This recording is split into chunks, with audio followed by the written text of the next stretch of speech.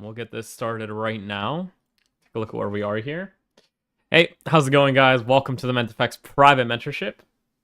Wow, my microphone seems to be quite loud. Maybe it's okay. This is webinar 135. Welcome. Welcome to everybody. Pleasure to have you all here. Yeah, can you guys, can everyone hear me? Is everything working? Everything's good over here? Test, test, test. Visual chop. Cam is laggy. All right, well then we'll go no cam to make it super easy. Visual chop, okay. So before we get started here, can everybody see the screen? Can everybody hear me? Does everything look good on that end? All right, beautiful. Beautiful. So, first of all, hello everyone. Welcome aboard if you're brand new.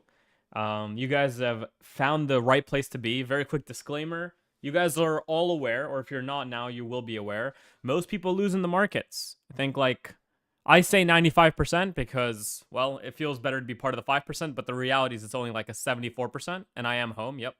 So it's like a 74% fail rate in the markets.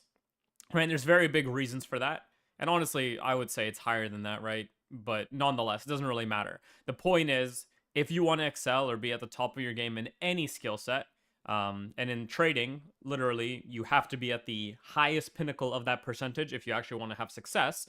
Well, you have to do the work that's going to get you there, right? The beautiful thing about being here is that you're going to have access to all of it. To every step of it, to improvements that you can make every single day, to amazing applications, tools, and software that I continuously am working on even right now. As a lot of you might know, I'm working on the screener to have more things included within it, but as well as to include more assets. So that's what we're working on right now. Let's see, Amka says, in karate, only 2% get to a black belt, and all it takes really is just to keep showing up for 6 to 10 years. It's a long time. It's a very long time. But yeah, anyone can reach extremely impressive things in their life, given that, one, they actually want to do it, and two, that they actually put their work into it. And thank you for the annotations. We'll get rid of those right now. There we are. So Junior Caceres, welcome. Welcome aboard, dude. But yeah, guys, quick disclaimer. Most people lose. Everything that I share is, of course, from a simulated environment only. And that's all you got to know. Now, if you are brand new, you are free to, of course, ask questions as you're working through the course. And I'm happy to work through certain things within the webinars. Or if you just have any questions whatsoever about maybe like the most recent videos dropped in the remastered course or anything like that, I'll be happy to touch on a little bit there if I can, right? As always, questions are open. This week, specifically, you guys might all know, it's been for me personally, it's been an extremely boring week.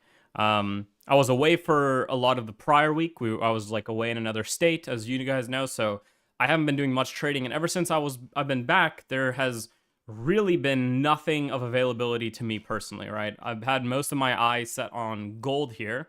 As you guys know, this week we had the beginning of some kind of models that began to create something that might have been worth trading. So there was a little bit of bullishness coming in here, and you guys can tell here, I was willing to potentially get position based on how this delivered, either up inside of some cleaner reaccumulation up here or somewhere up here. But very simply, prices began to play out. We even had this little guy sent out where if prices could start getting above, lower time frame traders would have their given entries, as we spoke about in the last webinar. And, as we started watching it, those points did come in, started to present a few opportunities. Those opportunities did not, where were they? This was from webinar 134. Those opportunities were not given too much space to move. I think this is like the most you got out of it if you were, let's say, a lower time from trader. This was around this time right here, right? Somewhere back here. Let's put this back on. Yeah, so around these points here. This is the first bit of opportunity you got, and then instantly failure. So even if you are a lower time from trader, you likely have some of your opportunities given in here, and then maybe one in here. So you're talking about small win, break even, or small loss, and price just fell off, and news kind of hit, right? Red news whatsoever. So just a lot of wickiness, and ended up in this huge range here. So we're working towards a potentially nice bias on this in the upcoming week. Everything's moving in a way that, you know, is sound in regards to setting up something clear. But for me personally, it's been just a super boring week. Nothing to really touch, nothing to do. As outside of like very few stocks, but even then, there's been kind of nothing for me, right? So I've just been kind of off it. But also, as the New Year's, you know, we were with family, holidays, so I haven't gotten back into the muck and looking at a lot of things, looking at all possible opportunities, right? So when you're more willing to do the actual work from the analysis standpoint, which I haven't been in the short time that I've been back, you are more likely to find markets that are within good context to actually trade. But right now, that's not been the case. However, with that in mind, a lot of you might have now seen that a brand new number 3 S&D section video has been released. And in that video, we started with the early stages of MBs and understanding them from a standpoint, from a standpoint of validation of S&D zones and what they actually look like from a fractal lens. And what I did in that video is I showed you guys, again, a random market, a random time frame. In this case, I think it was like a weekly time frame from the beginning of time on a random market to show you how this understanding of supply and demand interacts with each other, right? And also, so you guys should definitely check that out after this, but also it gave you, for the first time, I hope, a real perspective on why a lot of people that are learning from a, let's say, pattern-based mindset are always finding themselves stuck. There are endless amounts of videos, Instagrams, YouTube on the internet where all they care about is what the most recent candle or pattern is doing, right? Whether it be the fulfillment of an imbalance, whether it be the creation of a zone, all they care about is the most recent candle, which on one hand can sometimes work, but as you guys know, it's going to over time produce random results because you're just choosing random pieces of price, right?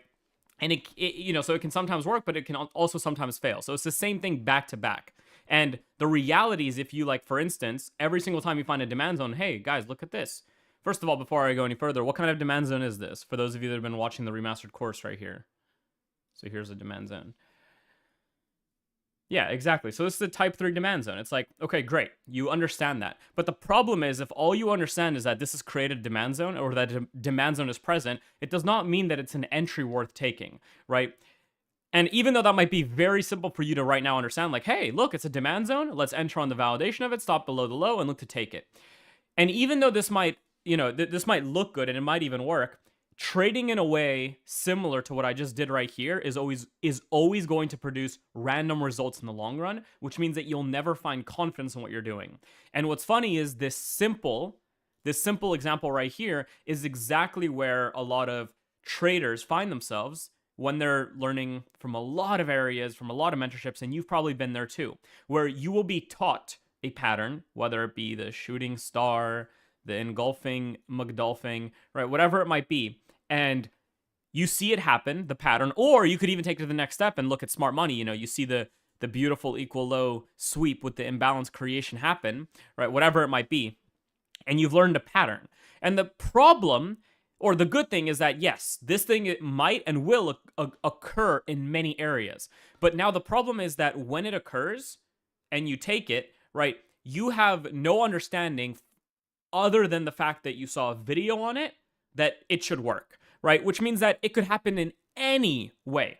This is an equal low sweep with now potential imbalance creation. Great. It doesn't mean anything, nor is the pattern-based trading going to help you, because it's not rooted in anything that's showing you that price is doing something you've been used to. That is what the idea of, Matt, your camera is not showing on screen. I know.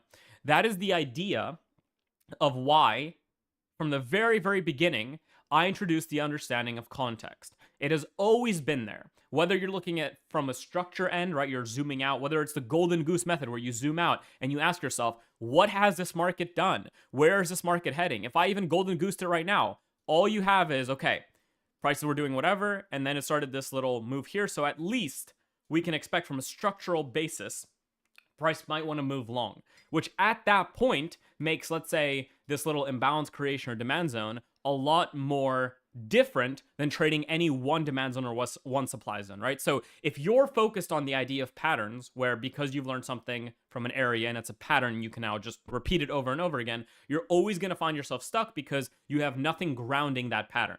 Patterns are only powerful because they're repeatable, right? When a pattern is repeatable, that's a good thing. Why? Because that means that those are opportunities for you to always be involved in or get involved in at any given point. But the problem with it is that if you're getting involved in it at any and every given point without any context backing it, well, you're going to be doing the same thing that the loser next door is doing that doesn't understand why he's never getting anywhere, right? Because that person is doing the exact same thing. They're just doing it on a different basis, on a different time scale, on a different pattern basis, whatever it might be. Rather than asking themselves, why does the pattern that was used here work? And why does it not work, let's say, in this scenario here, right? Why does the pattern of, I don't know,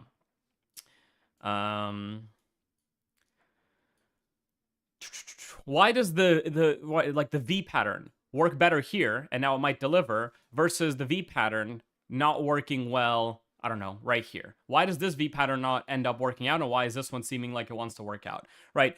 Questions like that in your own trading as you take time to learn what you're doing is going to change significantly how profitable you are in the long run, right? If you are just a pattern-based trader that thinks, hey, because you labeled the Wyckoff, you're going to be profitable, you are fucked. If you are a pattern-based trader that understands to label Wyckoff when it should be labeled, you're going to be profitable, right? If you're a trader that thinks that just because a double MB or fractalized MB has been formed and you can step down to a lower time frame, that's going to make you profitable, you're very wrong. But if you're a trader that thinks that you can trade off of a validation of an FMB within a context of a reaccumulation, you've already very likely made yourself profitable. In the most recent video that I really suggest, no matter who you are, you check out after this, once you've finished, because this is the MetaFX Mastery section is very short right now. If you've worked through it as it's been released, SND 13 should be your next step. And as you watch this, you're going to see this exact thing kind of shown to you, where we take the first bit of the understanding that you now have, which is, we'll go like this really quick. So you'll take the first understanding of what you currently have, okay, which is, let's say, the formation of type 1s. So that would be this, right? As you all know, this would be like a type 1 or a type 2, something like this, right? Fantastic. Here's your type 2. Doesn't really matter what these candles are doing. Or a type 3, it does whatever and then trades above, etc., right? The cam is okay now. Turn it on, please. It's always going to be okay in the OBS thing because this is OBS, right? So you all have already understood these versions of SNDs, but again, these in themselves are patterns, right? These are things that are repeatable and happening every single day on any time frame, every day, on a monthly, on a weekly, on a yearly. This is constantly happening. This is the validity of demand or supply. But if you just try to trade off of any one of these occurring, well, you all know what's going to happen. Here, I'll make myself bigger for you guys. You all know what's going to happen. The more you try to trade, here, I'll do it like this if I can. Okay, whatever. If you just try to trade along on every single one of these right here, you're going to take endless amounts of losses, right? Because there's nothing governing why one of these might be good. Now, in that most recent video, so actually, if you've seen it, say I in the chats. Just so I can get a few names. Okay, George, Javen, A, joking. Okay, cool. Now, if you haven't seen it, that's fine. You're going to hit it, and that's going to be amazing after this. Do not worry about it. But just for the people that are the eyes right now, okay, the eyes, the people that have seen it, what are some of the factors that I've already taught you in that video that can make these a lot more powerful? There's two factors that I can think of personally, two main ones. Can you let me know of them? So let's go bullet point 1. Yep. So that's number 1 we covered. That's an easy one, of course. MB, right? Because it's a version of context. So Gemly says context. You're technically correct, but just saying context is not helpful enough, right? Because if I took on a brand new student, hello student, here's your pattern. Okay, there it is. You have it now. Now you know the secret behind making this pattern profitable, young student? You want to know the secret? It's context. Good luck. Thank you for your money. Goodbye. He's going to look at me. He's going to be like, what the fuck do I do with this? So my main point with talking with you guys right now is to give you guys the actual contextual clues that make something a lot better. That's what this entire mentorship has always been. That's what the creation of the tools here have always been, right? So from that video, there are a few points I mentioned. So actually someone said something, so there's actually 3 points. 3 points I mentioned. Someone, or actually multiple of you got it right. MB. That is one contextual element that makes any one of these above confirmations significantly more powerful. Another one, just like Gemli and Makame said, is left to right.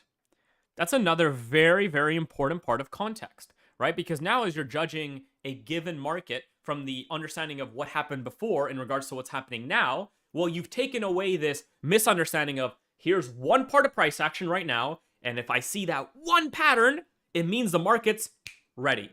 That's not the case. Now we understand, right? So here's a market. Here it is. And here's what a lot of traders do on Instagram, on YouTube, and you've all seen this. They go here and they go, okay, most recently, here's an up candle, here's a down candle. Most recently, price has created an engulfing candle or a type 1 supply zone. Therefore, what do I have to do? Because I understand it's a type 1 supply. I should be a seller right now.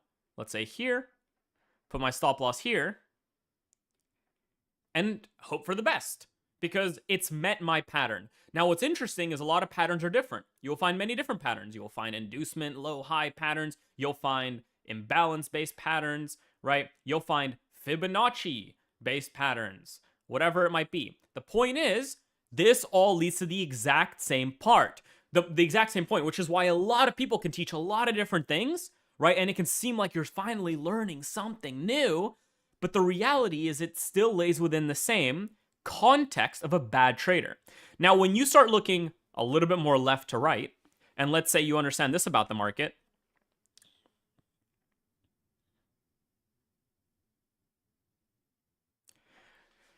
now, all of a sudden, the occurrence of this supply zone formation, or whatever it might be, looks like a fucking joke. Because now, all it's doing is it's occurring within, you could say, a contextual element of a left to right of a potentially very, very bullish market. And all of a sudden, just because the supply is happening, the pattern is happening, it doesn't mean anything. And now you say, okay, well, I mean, it's happening, but there's not much for me to do here. I can be someone that ignores this thing occurring here because clearly it's not within the context that I want to see. And then all of a sudden, price does whatever it is. And all of a sudden, with one move, price has now created a demand zone. Oh, shit. And now, you might be the trader that goes, okay.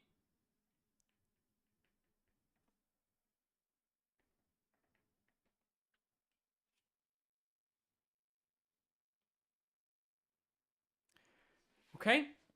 And all of a sudden, just by waiting, or through the power of patience, or whatever it might be, your understanding of, hey, just because this pattern's happening does not mean that it can flip patterns instantly. Doesn't mean that it can't flip patterns instantly. This might take you back to section 3 of the very early course. And you guys might all remember a very important rule that has been taught in that area.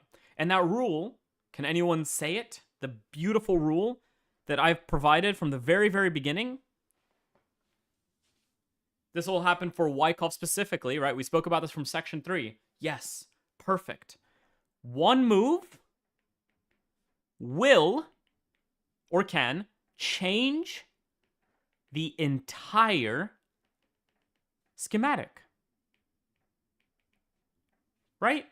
If you're having a market that's bullish, wow, this is actually what happens with Wyckoff, guys. Here's the special Wyckoff sauce, right? People start labeling it. Buying climax. Oh, Manuel.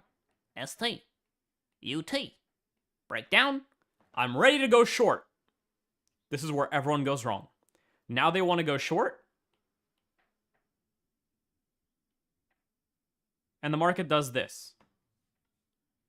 What the fuck? Meant? What is happening to my schematic? But now, let's do a little relabeling. Selling climax. AR. ST. STB, spring. And here's your delivery of a bullish schematic. Right? It took one move out of this entire thing to completely flip the labels on its head. And the only way that you could have seen that to happen is through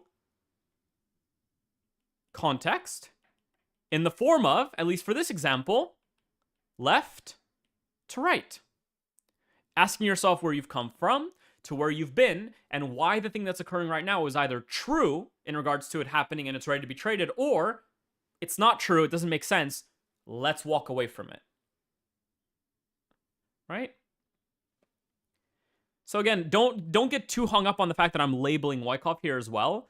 I just want you to realize that this is the same thing that was talked about in the most recent remastered video.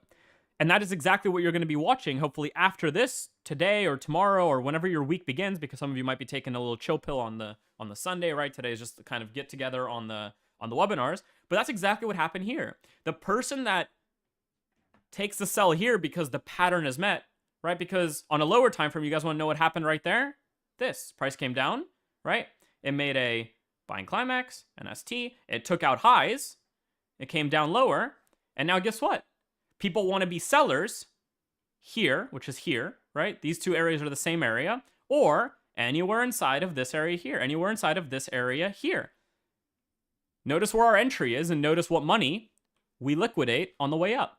This is the same thing happening. You need to start thinking about this fractally. It's the same thing happening on repeat, right? So instead of now focusing on just specifically from the remastered course, the fact that supply has happened here and now you need to go short, the question now is, what are some contextual elements that might make that supply or demand better?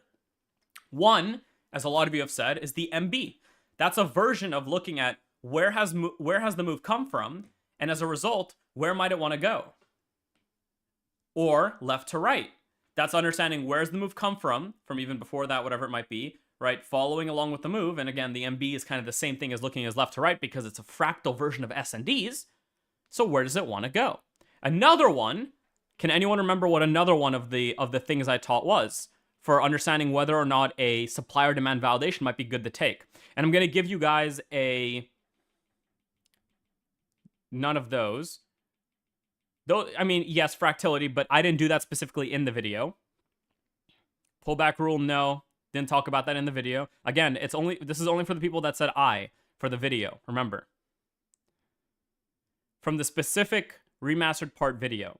And if you haven't seen it, just, kind of enjoy this part because it's going to be a refresher when you do watch it. The invalidation point, no.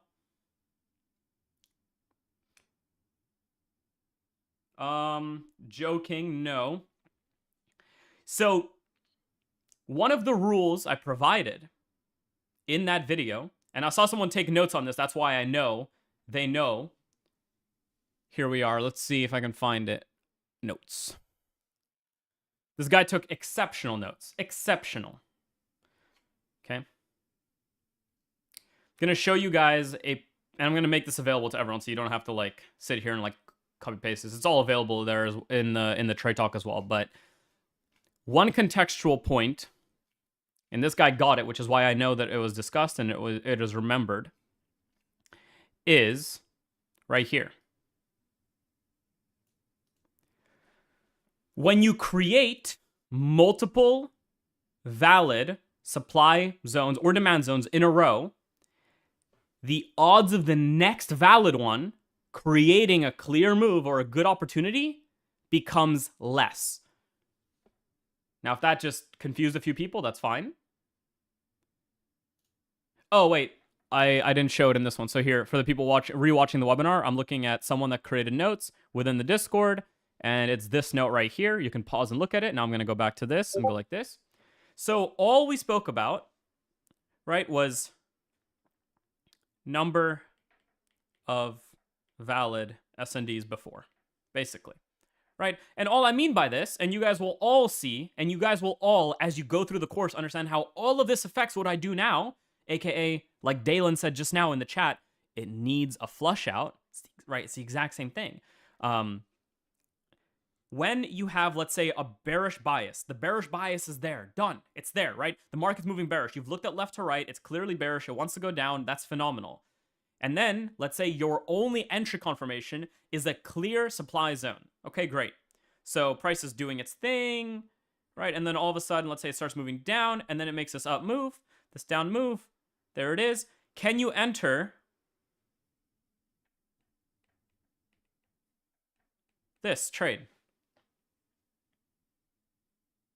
Is that a trade? Example, just from what you've learned from in the remastered course. It is, right? It is. It's perfect. It's perfectly fine. Clearly, the MBs here are likely moving short. There's the short MB. Clearly, the left to right, just judging it from structure or judging it from MBs is moving short, right? So that's all clear. And now, it's like the first supply zone happening, so there's no reason not to trade this. Then let's say it becomes very clear, right? So you get in this, price starts to chop around, maybe even mitigates the zone like I teach you guys, because it can do that. Let's just say it doesn't matter. And then it falls off, right? Phenomenal. Then it makes another supply zone. Let's say it makes a type 2. There it is, right? Let's say it falls off, comes up a little bit, and then let's say it makes another, like, one right here. Now, I'm going to go through the process of elimination now very quickly, okay? So tell me, guys, has the MB rule of context been met? Is it overall being met for the direction we're looking at? Does everything still make sense? Yes. Yes. We'll do it like this. Yes. Has the left to right of price shown you that price is still theoretically want to go short? Yes. Has the number of SNDs made it so that the next trade is very likely to deliver in the direction you want to see it deliver in?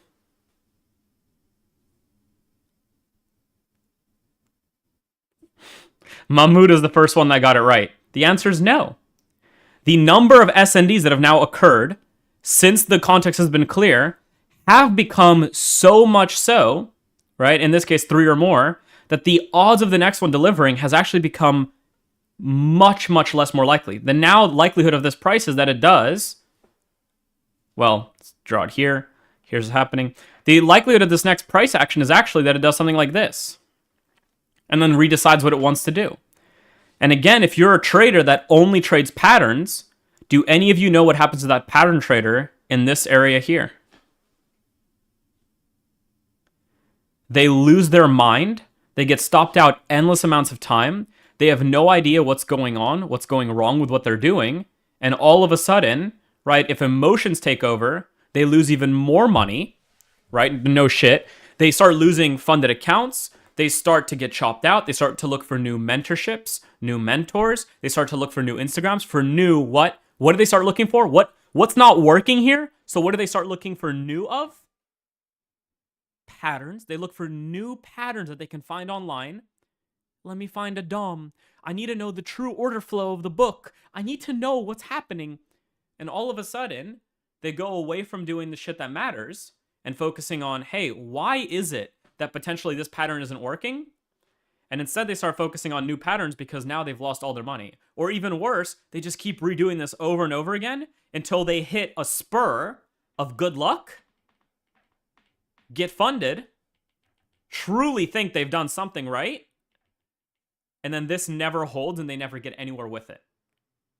And now their funding doesn't matter because now they're back to square one because their overall long-term is a mystery of losses and wins that they cannot, for the life of them, understand why they're having random results happen at all times of the day. Hey, but I got funded. So I know I'm doing something. It's like, okay. The fuck are you doing? This is how that happens, right? This is how most people stay stuck or stay in a consistent circle of not getting anywhere, right? It happens because a lot of them are focused on learning a pattern, like I've always said, rather than learning context. And guys,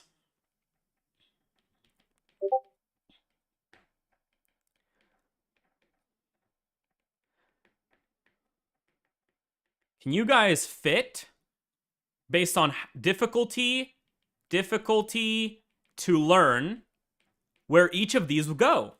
Where does pattern go? What do you guys think? And now this is going to give away why 76% of the entire world loses.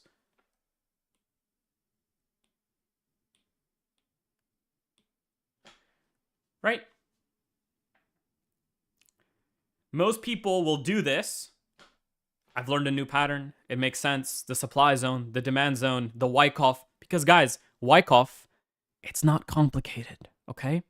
A lot of us might think it might be because there's a lot more labeling. But guys, Wyckoff itself, in regards to the labeling, you can teach a 4th grader in 20 minutes of studying. Hey, little 4th grader, what's the first step in a distribution? Is it a BC? Yes. What's the next step? An AR? Yes. Right, okay, it doesn't do anything. Those parts are easy. Those things feel like they're very impressive and very hard, but they're not.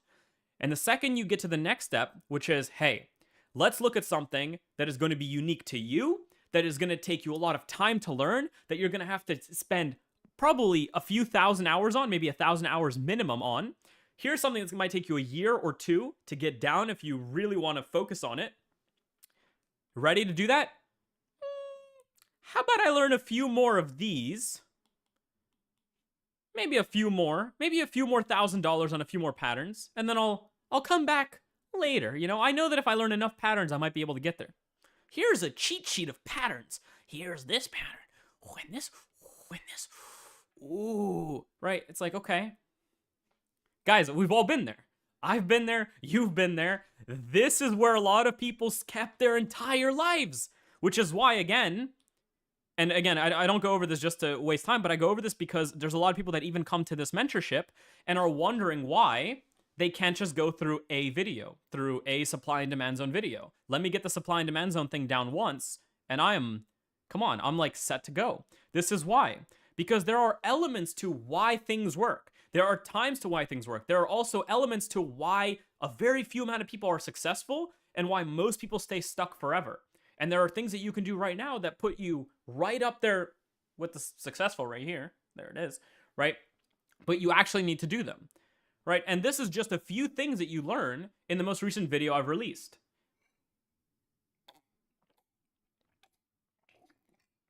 And as a lot of you know, I did a fully random test for you guys on the first market of the world, basically, which is DJI, which is US 30, basically, right? On a weekly. I just went to a weekly. I went all the way back in time and just went from the very, very beginning of, okay, was this one the one? I think so. Back here. And I said, okay, let's follow this price from a standpoint of only what you know now, okay? From 1996, right? Yeah, from 1996, I said, let's do it. And I showed you guys firsthand how you could follow a market using nothing more than the context of MBs and S&D zone creation to have a profitable system under your belt, right? These are not concepts that change over time. It's always been the same game of supply and demand. It's always been the same thing as how money flows into markets or out of markets. It's always been the same thing of how big participants get positioned, and after they're positioned, the move happens.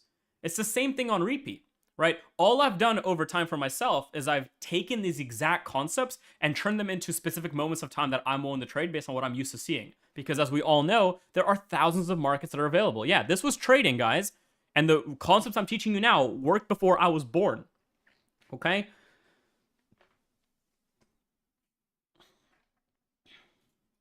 I love the way a validation being stopped out creates an intermediary MB. Yes, exactly too, right? And if you don't understand that that's what's happening, right? Like if you're like, oh my God, the demand got stopped out right here, therefore it's bearish, but that's just an intermediate MB within a very, very bullish context, right? That's been delivering bullish. And the most recent MB was like, what, like down here or down here?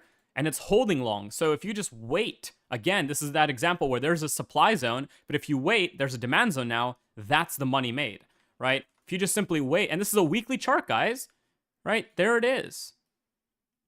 And again, like this, even the trade plan made most recently available in this video is still usable. Like here, get rid of everything else. Let's just hide everything. There we go. and just look at it from a standpoint of what you've been taught, right? That would mean that all you do right now, and again, this is not, I don't only trade this way because you understand that I've developed a system for myself that makes a lot more sense with the way I do it. But ask yourself again, what could you have done? Well, let's go a little bit left to right. What created this low? Probably this high or this high.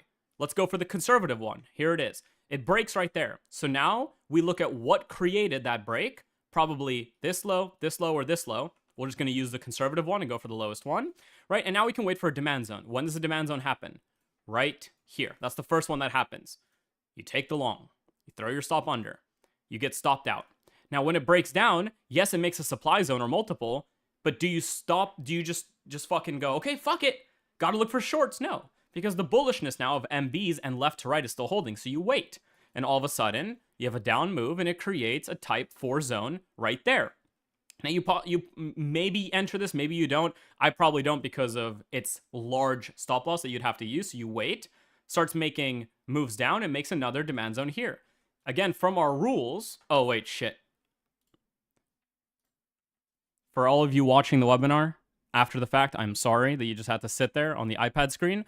But all we did is we went to DJI, and we're on real time now looking at the exact things I spoke about in the most recent remastered course video. That's S&D number 13. So you can pause this, go watch that, and then come back to this so you know what we're talking about. So we had this MB created. We had this high, it broke. Now we have this high created by basically this low. So we took our first demand zone right here.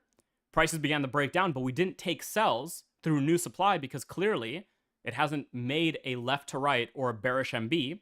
Then it started breaking or creating a type 4 to the top side. You probably ignore this due to its larger move. And then actually you get a type 1 right here. I didn't even see that. Here's a type 1. Now you probably might choose not to trade this one because it's stuck within, you could call it, a consolidatory range. That's something else I spoke about in that video as well. So actually I can add that on. Something else I spoke about is clean new area of the S&D. All that means is that if you're looking for a bullish S&D, right, it's not happening randomly like this. It's more so moving, and then it's happening right here. So it's part of its own bit of price action. Hey, something you might have noticed with my own personal ICI system. Does anyone remember where I normally take my ICI breakouts? Is it within a wormhole of a lot of shit happening, or is it oftentimes when price has started creating its own new move? I hope you're seeing that it's all the same thing. This is what you're basically learning right here, right? So you might forego this one right here because it's in that unclear range. You wait, then it makes a demand zone again. Now this one is at least part of a new leg higher, so you might consider a long here. I'd probably say it's fine. So again, you take a long, stop under the low, and again, based on what your management is, you either break even or take a loss on that. Fantastic. Now, price breaks higher again, and you can ask yourself, where did that overall move come from? It came from probably either this low, or down here, right? It's up to you what you'd want to use here because you don't have rules for MBs yet. But since you're here, you guys know, we do have rules for our personal form of MBs, but it doesn't make it wrong to use one of these. So let's say you use this one, okay? Price broke short, then makes a nice type 1. So you actually might sell here. There's nothing wrong with that because all you have right now is the rules I've given to you of SNDs, left to right, and MBs. But even from a left to right, you might look at this and say, okay, even though there is a bearish MB here, the left to right overall, right, is showing us that there's still overall bullishness. So you might even forego that based on left to right. So already you have the working components of a very powerful system. And then, right, what makes this low? I would probably say either this high or this high. So we'll just go for this high and we'll wait. Right there, it validates demand. Now, you can already take a trade if you want to and throw your stop under this low or wait for a new demand zone. Let's see if we get one. Right, you don't. So there's nothing really to do here. But since that validation right here, what can you also do, as we spoke about in that remastered video? Those are opportunities for a lower time frame to now say, hey, is there anything clear here? And then you get a demand zone that happens on its own bit of price action, away from all the nonsense, and that's an opportunity for a trade. And guys, how much money could this be worth based on the kind of accounts you're trading, the kind of size you might be trading, or if you're a fund or something, right? This is millions. It's absurd, right? And all we did is we followed very simple rules of left to right, of MBs, and of demand validation, and then stepping down when it was met for the context to step down, right? And then we traded within the parameters of what? Oh, fuck. I'm so sorry again for everyone watching this after. Fuck. Okay. We were here. We looked at this breakdown. We said we're not going to trade this zone due to the fact that we have a left to right of general bullishness. As price broke down, we waited. It broke long, validated demand, and at that point, we stepped down to a daily, and we looked for a clear first type of demand zone, and we get a type 1 demand zone form here on its own bit of price. So we took the long, and that's a multi-million-dollar opportunity based on how you manage this. Even if you took a 1 to 3, it doesn't even matter, right? This could be your whole system. So that was all built, this entire idea of this, trade was built off of these 4 principles right here, which are really the only principles you need, right? Understanding MBs that you're in, and then you're going to learn to do that across time frames. Understanding the left to right narrative, you're going to learn to do that across time frames. Making sure the number of SNDs that have happened, valid SNDs, is not too high. And then,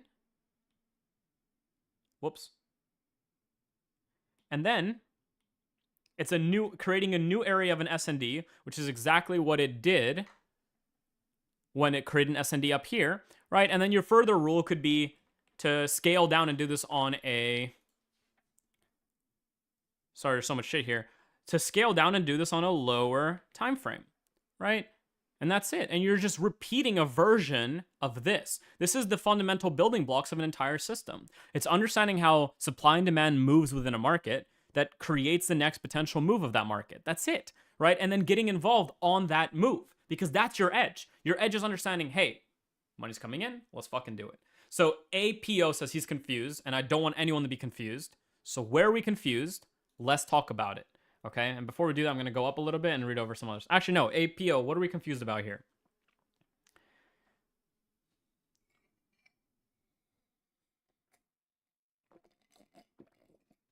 Also, before he answers that, oh, with the window switching back and forth. Okay. This is the iPad window. This is the normal window. And I was just working through, on the normal window, we were working through this, okay? That's really it. But as I went through this, at least for the people that said I earlier, for the people that saw the remastered course video, does this make sense in reference to that video specifically? And then for the people that didn't say I, do all of you now at least have a bearing or understanding as to why pattern-based trading is one of the worst things that you can possibly do, and why, at the same time, most people stuck in this pattern-based trading mentality, no matter what pattern it is, are going to stay stuck forever, and why it doesn't work to just learn a new pattern. Okay? So pattern-based trading is poo without context. Yes, always. Remember, those videos that you're watching where the people go, all right, let's zoom in. Let's find our most recent imbalance. There it is. We can expect price to do XYZ. Well, it's useless, right? Because now all you're doing is you're just looking at random points in time for a random pattern that, yes, could work, could not work, but it's not based in anything else, right? These markets are ran on orders. The way that orders come into and out of the market, the way that big money gets positioned and takes money out of the market, the way that big money profits, the way that big money takes their money out, etc. And if you can't do any building blocks or analysis of having any bit of that being taken into account, of which this basically doesn't, you're always going to be fucked long term. That's how patterns fuck with you. 4 principles: MBs, left to right, number of SNDs prior, a clean new area of the SND. Yep. And then the last principle, the fifth principle, would be fractality, or multiple time frames, right? How do you confirm that on a different time frame, right? Because in this example right here on DJI, right? For this example right here, oh, we're on it, right? We stepped down to the daily here after the weekly had met, let's say, the first 3 to 4 principles, right? They were met. We stepped down. We waited for clarity, and there it was. It happened right there. And that's an opportunity, right? And then you could even take this opportunity here. Now, let me ask you guys a little bit of a trick question, okay? So these were 2 generally good opportunities. Now, on this demand zone formation, it did form a demand zone. Is this a good opportunity for another long? Why or why not? Tell me right now.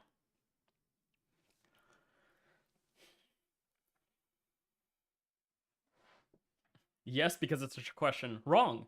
It's not a good trade. Because now, remember, count the demand zones. You've had 1, 2, 3, 4. This is like the fifth one happening.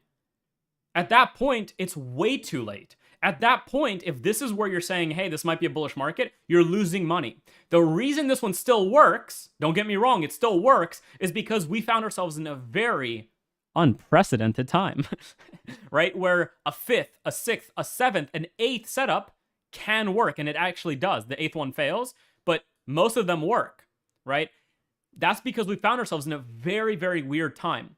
But for the most part, if you want true edge over the long run, 1, 2, 3, sometimes 4 is really the cutting point of a move. That is why you'll see that sometimes when I look at a market and it's like up here, I'm like, it needs some kind of reset before I start looking for it, because now we're talking about a thing that happens very rarely, right? That's a runaway market. Yeah, this is a runaway market, exactly, right? This is a market that will happen here and there, but you need to be aware of what's happening and why it's happening. Now, it's actually very likely that we undergo, here's supply forming, at least have some kind of supply come in, and now demand, let's say it starts coming back in here, this would be a phenomenal trade of a demand zone formation.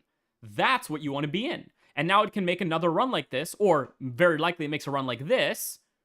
That's where you make your money. Or it ends up being another runaway for no reason, and you make a fuck ton more money, right? And that's it. There's nothing more to it. You don't have to make it complex. But if you think just because here, the fourth, fifth one, sixth one, eighth one worked, and you're going to do that every single time, you're going to be screwed, right? Because now look at this. 1, 2, 3. After the third one, look what happened. Prices don't want to move, right? Look at this. 1, 2, 3. After the third one, prices really don't want to make a move. 1, 2, and even here, like, actually 2. Yeah, 1, 2, and then there's not even a third one to make a move. 1, 2, after the second one, there isn't another move that gets made, right? 1, 2, 3, and then it makes supply zone before new demand. Okay, so this is how prices move, and the more research that you do for yourself like this, right? The more you do this over and over again, the much better you get at, well, seeing it and then actually taking advantage of it, right? That's how it works. That's how markets move. Could you go over more examples for a clean new area of the SND? So like if a demand zone happened here, somewhere here, that would be unclean, right? Because of the range it's stuck in now. If a demand zone happened right here, that would be clean because it's now part of a new piece of move, right? If you think about my ICI entries, I'm not taking an ICI here, right? I'm waiting for price to do its thing, and then as it starts to move, I'm taking my ICI here. And notice why. It's part of its own new piece of price action. It's part of its own new piece of leg. That's all that's happening there. And this is, again, something that will get better for you over time, as always, right? I'm going to scroll up now and look at some of the questions and just work through some of those. Because again, guys, for this week's webinar, the main focus is just to kind of work through some things with you guys, to talk about some stuff, because there's nothing necessarily happened for me this week.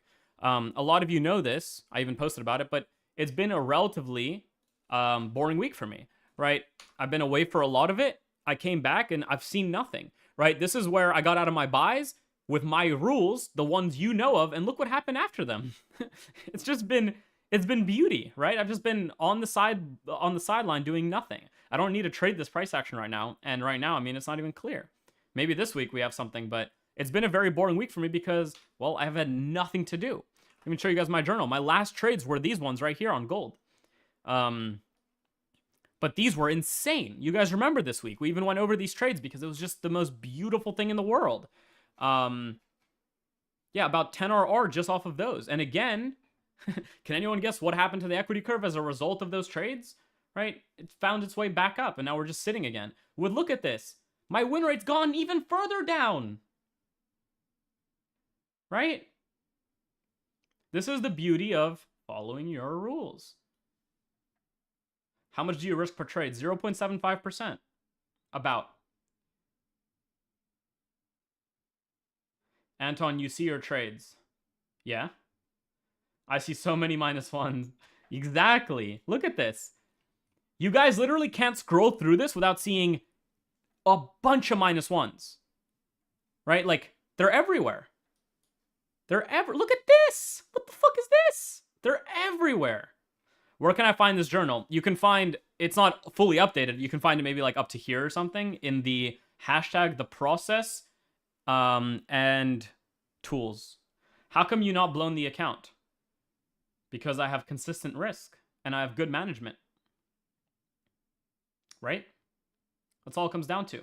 Okay, I'm going to scroll up now and start reading through some of the stuff that's going on. See what's going on with a lot of you in your lives and whatnot. And also, guys, by the way, congratulations to the few of you that have already gotten funded this year. We're like just at the very, very end of 2023. It's been insane. Like, I've already given out another like 3 or 4 funded member ranks. And I think there's another guy who just messaged me who just passed phase 1 and is right now on phase 2. I know J Rose, my good girl J Rose, is like 2 phases into a 3 phase, almost done with that. So, like, you guys are insane, and it's so beautiful to see. So, congratulations to all of you. But yeah, definitely write down or remember after this to go and, you know, get up to date with the remastered course. It's going to contain everything you ever need. It's definitely on the time horizon of being a little bit slower to be released because, well, I want to make sure that every aspect of it makes sense.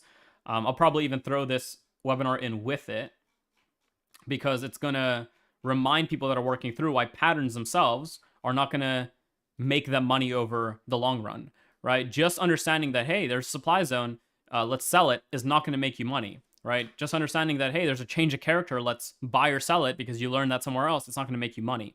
It's understanding when and where to use those given things, which is why I've built out tools, and I'm continuing to work on those for you guys as well. Anton, what's up, Diplo? He says, if on the 1 hour, the price is far away from the MAs, does it prevent you from getting into the trade? In some vids you do, and some you don't. Could you elaborate a bit, please? It depends, yeah. If the price is really far extended above a upward sloping like 20 and 50, I probably won't even check for a trade because we've entered that condition where we might run away, and that can happen, sure, but it's likely to chop, correct, and then start a move again. So I will wait for these moments here, right? Or at least even these moments here. But at that point, I will ignore it. That's right.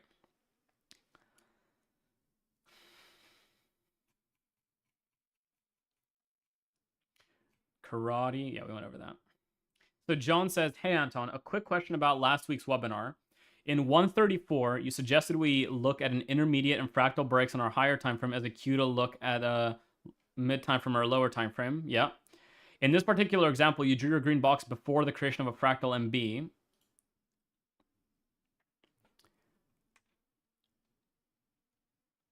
I drew the green box on the break of this fractal MB right here. Right? Doesn't have to be this one. There's a fractal one inside of it. That's all.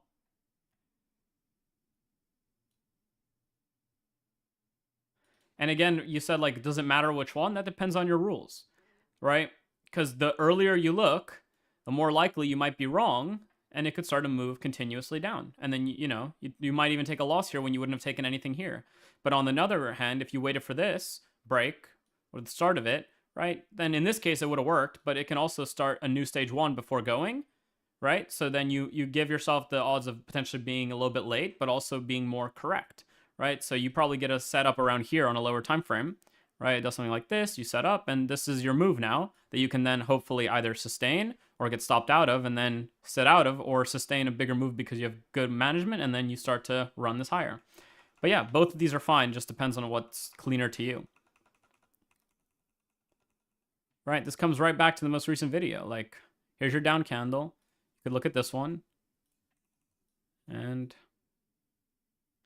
here you are. You could wait for a body break, or you could start following it around here. But if you start following before a body break, you lend the risk of more chop, and that's exactly what happens here. So this might mean a few more break evens, or even a few more losses based on what you're looking for, but it also might mean you get positioned around here, right? In which case, from here up till here is a free ride up, at which point your management's even better if you're break even, right? Because now you might be able to sit through more of this, even if it goes deeper, and then you can sit through another period of longs that run. This is exactly how my earlier system back in the day functioned, right? When I get involved on that 1 second, and if I was in like a move like this, I could sit through this drawdown here, even if it went deeper, and then make even higher RRs of like 200, 100, etc. Right? That's exactly how that happened. Move Figure says, would you say it's cool to keep all types of markets, FX, crypto, futures, all into the same data collection? Is everything the same as in a technical sense? Yep, exactly the same. Don't even forget, like when I'm looking at gold, sometimes to actually trade gold with my broker, I'll trade the gold future because it's the same thing. So I'll trade the future market of gold by analyzing it here. I mean, it's the same exact thing. Yes, I don't care what market it is. The reality is they're all the same fucking thing. Always. Hi, sir. After watching webinar 134, you asked about using 15-second you use after seeing the schematic on the 15 and the FWB on the 15. Do we still use our rule of 4 for demand validation? So why you at least wait for 1 minute to be in good model and take it after S&D validation on 1 minute? You can do that as well. There's nothing wrong with that. Remember what I taught you guys about timeframes in regards to how to think about them, right? You can look at it as a 3-tier system of confirmation entry, validation, context, but at the end of it all, these can spread to give you opportunity, right? So like if your confirmation is a 15-second, it can be a 1-minute validation, but also it could be a 15-minute validation at the end of the day. And that 15-minute validation might be the occurrence of a fractalized MB forming so that you can now step down and start watching for the setup, right?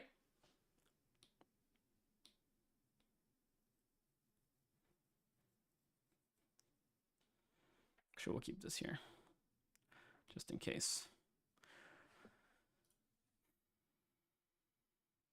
2024 is the year to be funded. 20 RR a month goal. Damn, okay, that's a good goal. Just watch out. You know I don't like goals. Nice vid. Just saw it right after I rewatched the whole remastered course once again. Good, Alex. I'm happy you got to see it. Philip says, where can you find it? It's in the mastery section. The McDolphin, yeah. The goldfish edge is goated. Shows to me released at September 16th.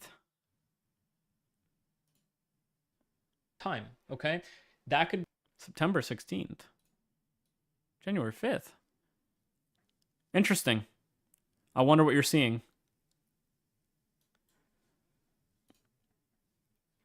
Yeah, I'll make this guy's notes available as well. These notes were phenomenal. Very good notes.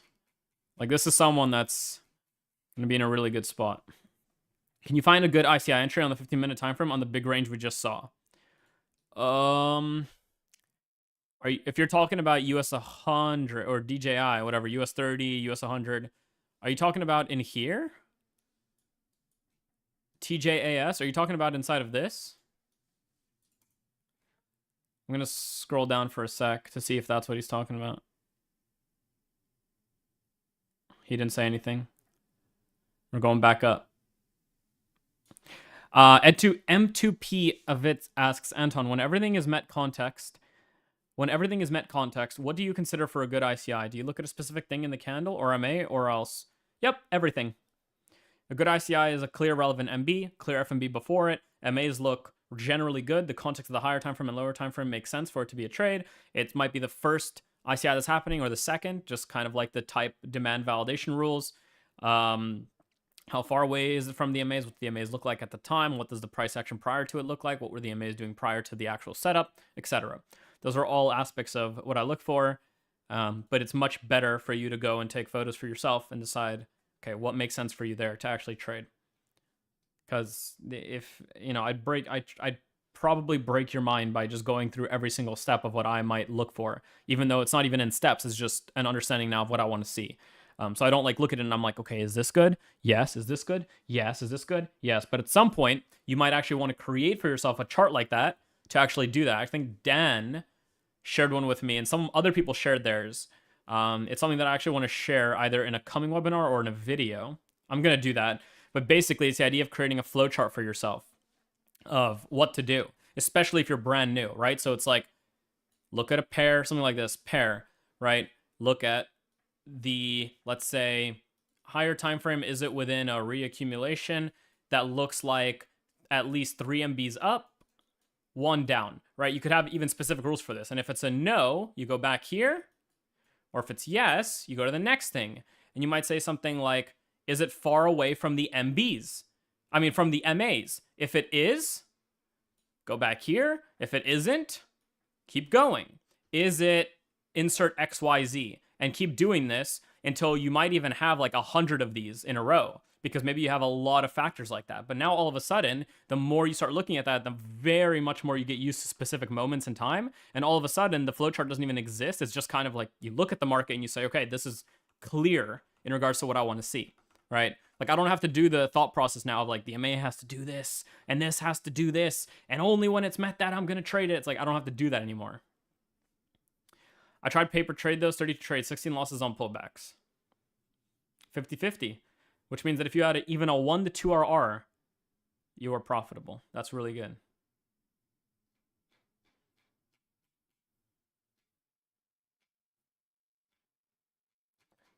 Okay, we went through all of this. What I love about this mentorship is that it's one pattern viewed from 420 angles. Yes. Yes, but what about 2 zones in validation, the opposite side before demand is created? We didn't go over that yet.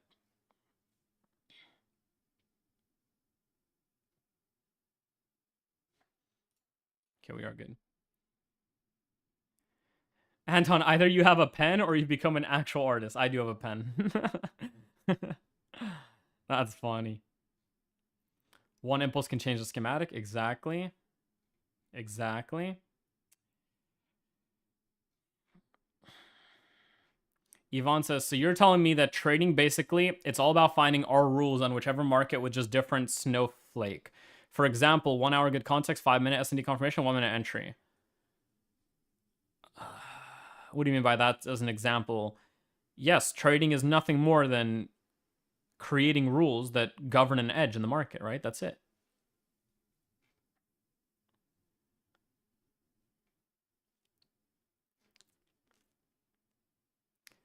An MB might not be a validation yet, so the validation after its mitigation kind of domino effects into it. Chaos theory.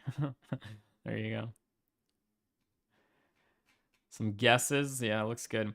MBs start to occur more often because the MB ranges become much smaller and the pullback rule is typically met. Yep, that can happen. Valley Boy says, so that's the same as increasing MB count, decreasing chances of MBs continuing that direction. Yep.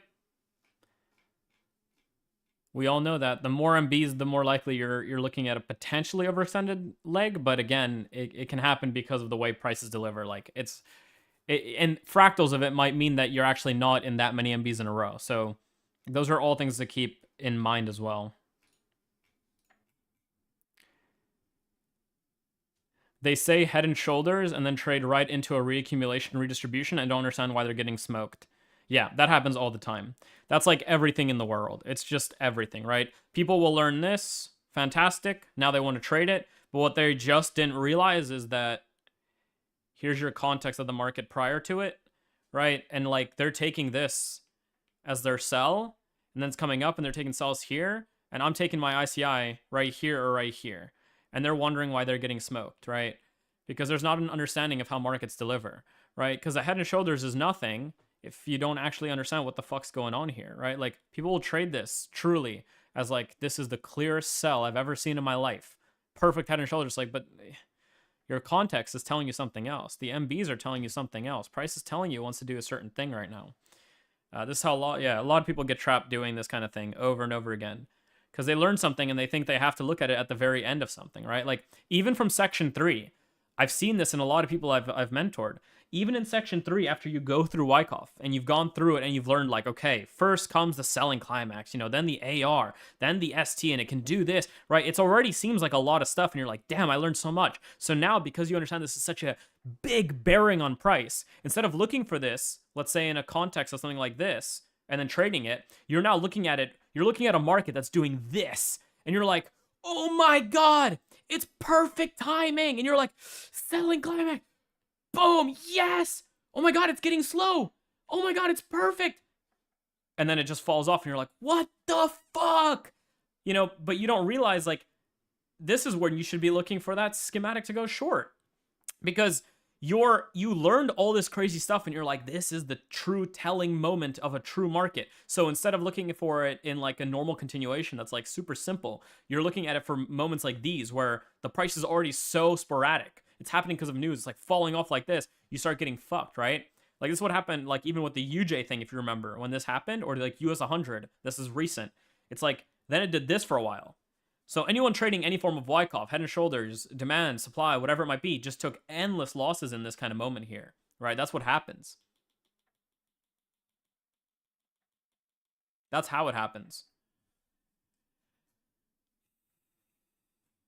The voice is one of the reasons I stay in this mentorship. Okay.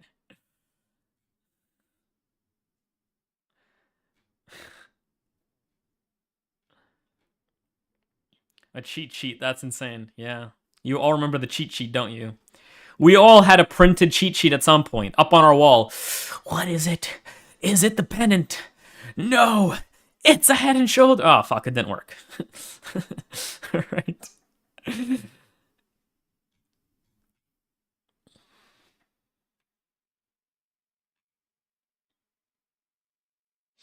you guys think you will make an S&D video talking about hidden S&Ds? Oh, do you think I will make an S&D video talking about hidden S&Ds? Yeah, but it's very simple. It's really nothing complex. It's just any wick to wick. That's really all it is. Like, I almost didn't make the video on it because it's just like, it's not that useful. But it's just wick to wick if you really want the answer right now. There it is. That's the entire video. Yo, Ment, just dropping a quick question. Does the trade manager have a rogue buy stop option? No. I've spoken about it. Yeah, I've spoken about it. I don't have one yet. Like, I'm going to include one, but the problem with it is that even if there's a little bit of delay, you could get a really bad price, right? Because it just market enters you after it passes an area. At least with a buy stop, it'll market enter you the second it's crossed that buy stop. But yeah. Oh my god, I've had this on still. There we go. I think I didn't talk about anything crazy there.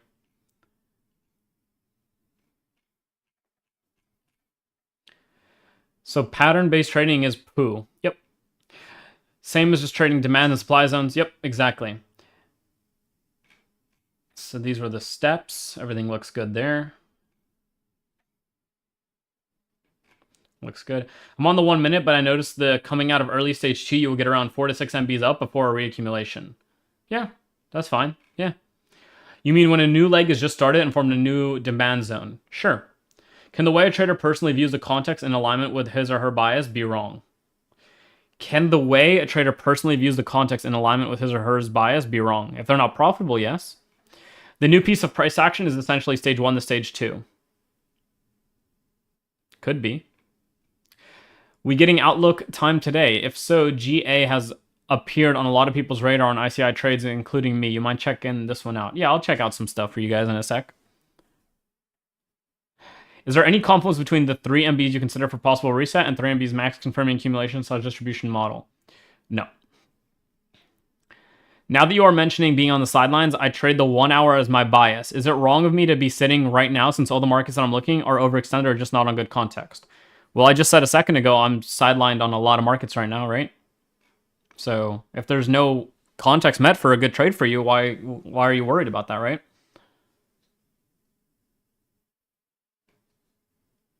Esben said, how come you have not blown the account? And people said, that's how we know you are new. Well, Esben, if you're joking, that's a funny joke, but if you're not joking, the way you don't blow an account when you have only 5 losses in a row, just so you know, Esben, I can take 40 losses in a row, 60 losses in a row, and still be perfectly fine. Now, that's not going to happen. Like, almost guaranteed that's never going to happen to me. But that is if this is a true statement by you, that is the fundamental clarity that you don't understand how risk management works in any way yet, right? You are clearly over leveraged, over risking on every position you take. You very likely have traded only in your life a $100 account or lower and taken risk of probably $50 per trade that you take, right? At the hopes, just like all the good YouTubers we watch out there, of doubling your account like they have. Or even better, going from 100 to 10K in your first month or year, right? That is how you blow your account. That is the only way you blow your account. The way you don't blow your account is you follow strict risk. You have a percentage-based risk of your actual equity, which means that you theoretically shouldn't ever go broke with a profitable system. Ever.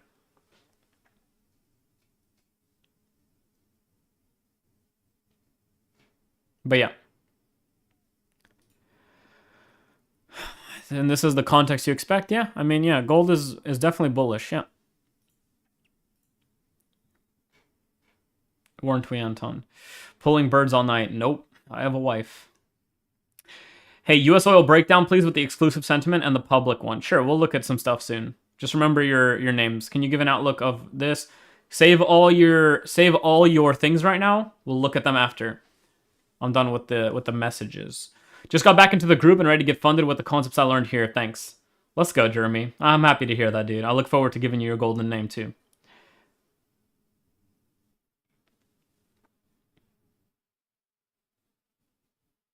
He edited his old message and added one more link to it. That's why the date is not correct. Oh, yeah.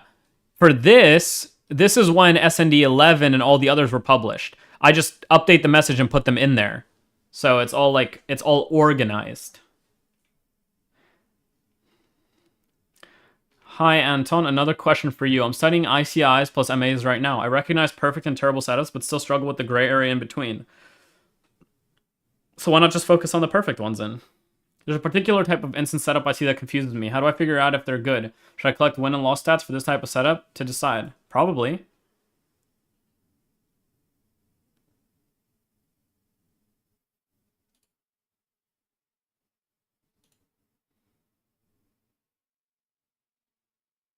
Yeah, I'd probably collect. Collect sounds really good right now, right?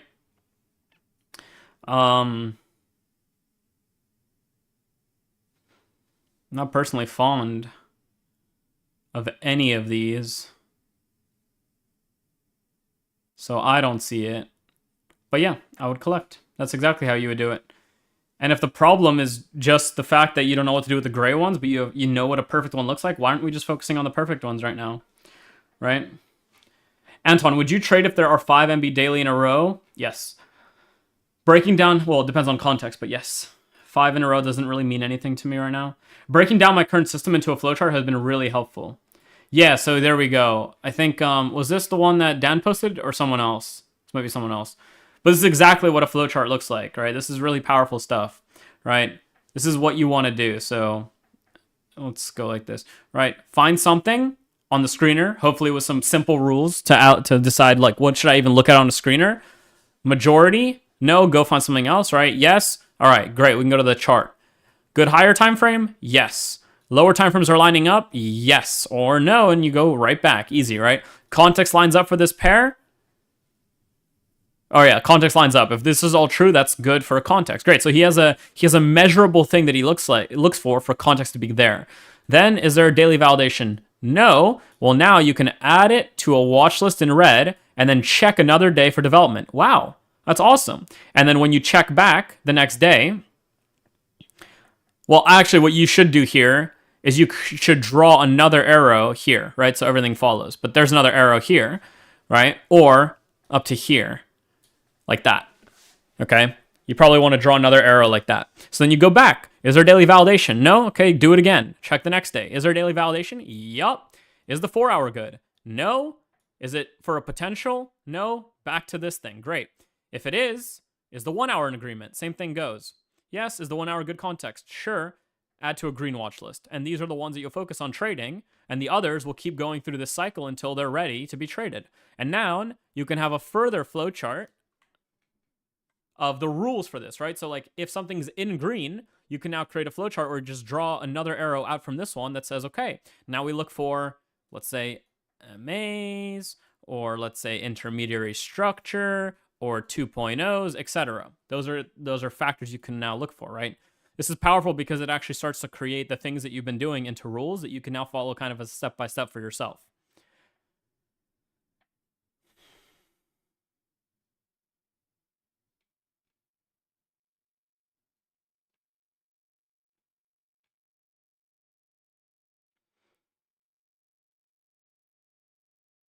He has a cheat sheet. He was just kidding. Oh, okay, Esben was just kidding. No problem then, Esben. Imagine you wake up and start to watch a marathon. Is it more likely the runners continue running, or you started watching at the exact moment the run is over? Yeah. That's a great way to think about trends. Exactly. That's actually such a good way to think about trends. I love that. That's funny. So yeah, like if you turn on the TV to watch a marathon, do you think the likelihood is that you'll turn it on just as they cross the finish line? And unlucky you missed the whole marathon, or do you think you're going to turn it on at any point of like this, even if it's like a 24-hour? Do you think you're going to turn it on at any point inside of here? Right? That's what trends are. As long as we're showing up at any one of these stages, even right there, we can make money out of this, even if it's a little bit before the finale of the trend. Right? That's a phenomenal way to think about trends and how they actually perform. Right? When you're showing up to a market that looks good, the reality is the market's likely to retain being clear or being good for at least a little bit of time before chaos strikes or before the race finally ends. And that's the way you want to think about trends, because the reality is trends don't just end because, hey, you started watching it. That's not how trends work. Trends usually sustain themselves. And sometimes they need to undergo proper reaccumulation or whatever to start sustaining themselves again, like gold, right? Because I'm still bullish on this thing. I'm very bullish on this thing, of course, right? Just because I'm bullish on it does not mean I'm trading it every day, right? I was super bullish trading it, and then all of a sudden it broke down. So this is one of those moments where, you know, maybe the runners are running uphill or whatever, and it's going to be a little bit more stagnant, a little bit more slow, but we're going to let that absorb its move and then hopefully continue the next one, and I'm going to be there for the continuation of this trend, right? It'll take time for this thing to become unclear or become choppy to the point where it's not even worth following. Right now, it's likely to start making its move and continuing its move. I've been testing this plan, getting on in the beginning of the week, opening my sentiment, picking 6 pairs that are 3 bullish, 3 bearish, etc., etc. Is this nice? Yeah. Do you still care about the numbers of MB's prices made in one direction when entering a trade? No, not really. I don't even focus on that anymore that much. Around 60 hours into this sheet. Bink. Look at that. Someone says a big amount of hours and sends a sheet. And what do you know? It goes up. Isn't that interesting? How does that happen?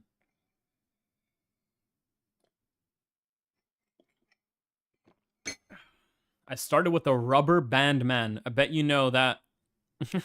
I don't know what that is, but already it sounds like a terrible thing, because when I hear rubber band, I think of a mentor teaching you that markets like to snap back or revert to the mean. So when this happens, I bet you those people are teaching you to start watching for this. For the rubber band back to a nice level or whatever. When in reality, this is what happens, and you're constantly caught on the wrong side until this point where the rubber band truly works, and you're like, damn, I missed the real rubber band. You know? How do I catch the next one? But there's still a chance that if you trade with a profitable system that you can blow a few funded accounts. Funded accounts, yes. But a personal account where you have access to 100% of the capital? Nope. There is no way. Unless your broker goes out of business and breaks down, right? But you can't blow it yourself with your own personal trading. Can you do a quick breakdown on what you would wait for in the gold chart for a 15-minute entry? Right now, I mean, it's not even worth drawing it out because it needs time. Like, that's really all this comes down to. Like, I just have to, this needs time to develop. It's not even there yet. So, like, right now, I wouldn't trade anything, but I'm looking for bullishness, which means that, again, like, it can develop bullishness in a myriad of different ways, right? It could even start the week with a nice move up, start going sideways beautifully, and then give me a setup here, and I will trade that. On another hand, it could just go sideways and do nothing, so I won't trade it. On some scenario, it can go down, break up, start making a beautiful accumulation here, and then give me a setup up here through a new range of, like, after breaking down. On another hand, it could open up and go crazy up, come down, go through a stage 1, and then give me a setup around here, right? Like, any one of these are prospects for a setup, but right now, I would not touch this. Like, I don't care if it even, if it does this right now, I'm not trading any of this. I need more clarity. Like, this is just in chop right now. For me, this just wants to do this for now, right? So I'm just going to ignore it until it becomes cleaner.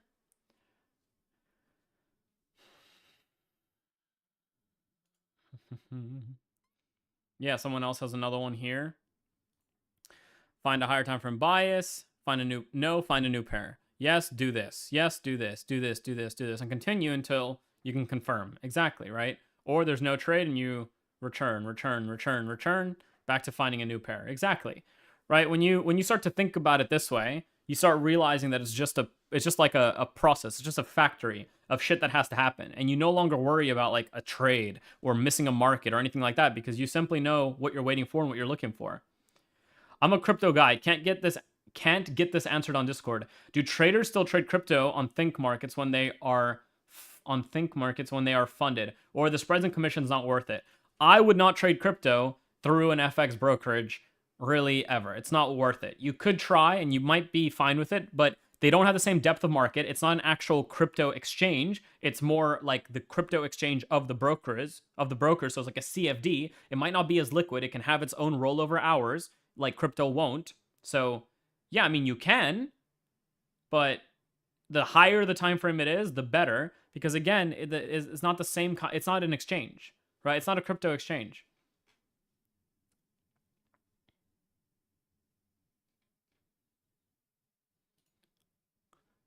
This is Dan's flowchart. Yeah, so Dan's flowchart is one that just decides on watch lists, right? For a bad watch list that he's going to keep watching, for a watch list that he'll watch during the day, and a watch list that he's literally watching to trade. And what he'll probably have now is another flowchart, which he doesn't even need because he probably has his rules already lined out, that could now talk about the actual rules, right? So now you can have no, which returns to, or sorry, there could be another box that says something like, look for intermediate structure. And if it's not there, because I know Dan likes to wait for intermediary structure that begins to sustain. So if it's not there, back to this. If it is there, then watch here for triple M or like clear triple M. If it's there, then we'll take the trade through a buy stop. If it's not, then don't look at it, right? So that's what he's very likely doing with his system. Right on. How did you get used to recognizing good setups? I looked through 10,000, 20,000, 100,000 examples over and over and over again. Looked at the MAs, got used to looking at, you know, what's happening between all these setups. Antoine, is it true you only started mentorship to earn as much as ICT is earning? I don't even understand that question, personally. And I don't even know who said that. But no, that's interesting. I feel like Anton has it out for mean reverters. Isn't that what we do? Take their money? What do they do to spark you so hard? No. I don't have it out for anyone, okay?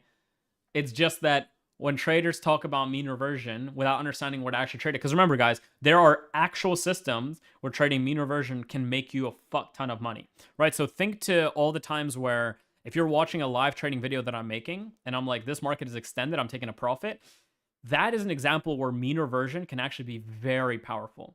If you understand true market extension and then you look for, let's say, a trade down, boom, this can be your edge. That can be your entire edge, right? Because you understand how the flow of markets works. But a lot of mean reverters don't teach you to think this way. A lot of mean reverters literally just make you think in, hey, because you have a breakdown, you should follow this breakdown. Like if price comes up now and there's a breakdown here, you should follow it back down to the zone it came from, so then you can follow it long. It's like, and this exact thing right here leads you to losing all your money because you never are on the right side now.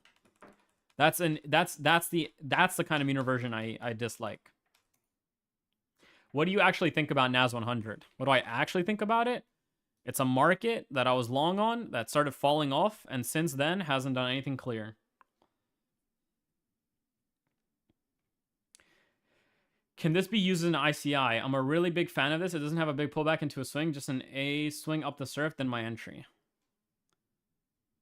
Sure. Anything can be an ICI, right? An ICI is buy stopping relevant MB. What you're doing here is you're buy stopping this relevant MB.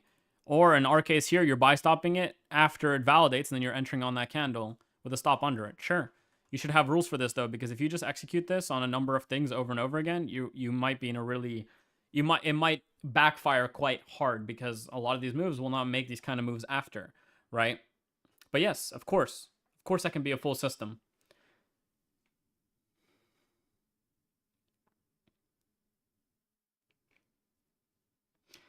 Anton, I want to know if you don't mind checking out my system examples of the 1 hour buys when markets are valid to look for trades or no, just to make sure I have the correct information. I'm guessing there's going to be a lot more photos here, so this might be something that's a lot more, like this is probably a lot more one-on-one based.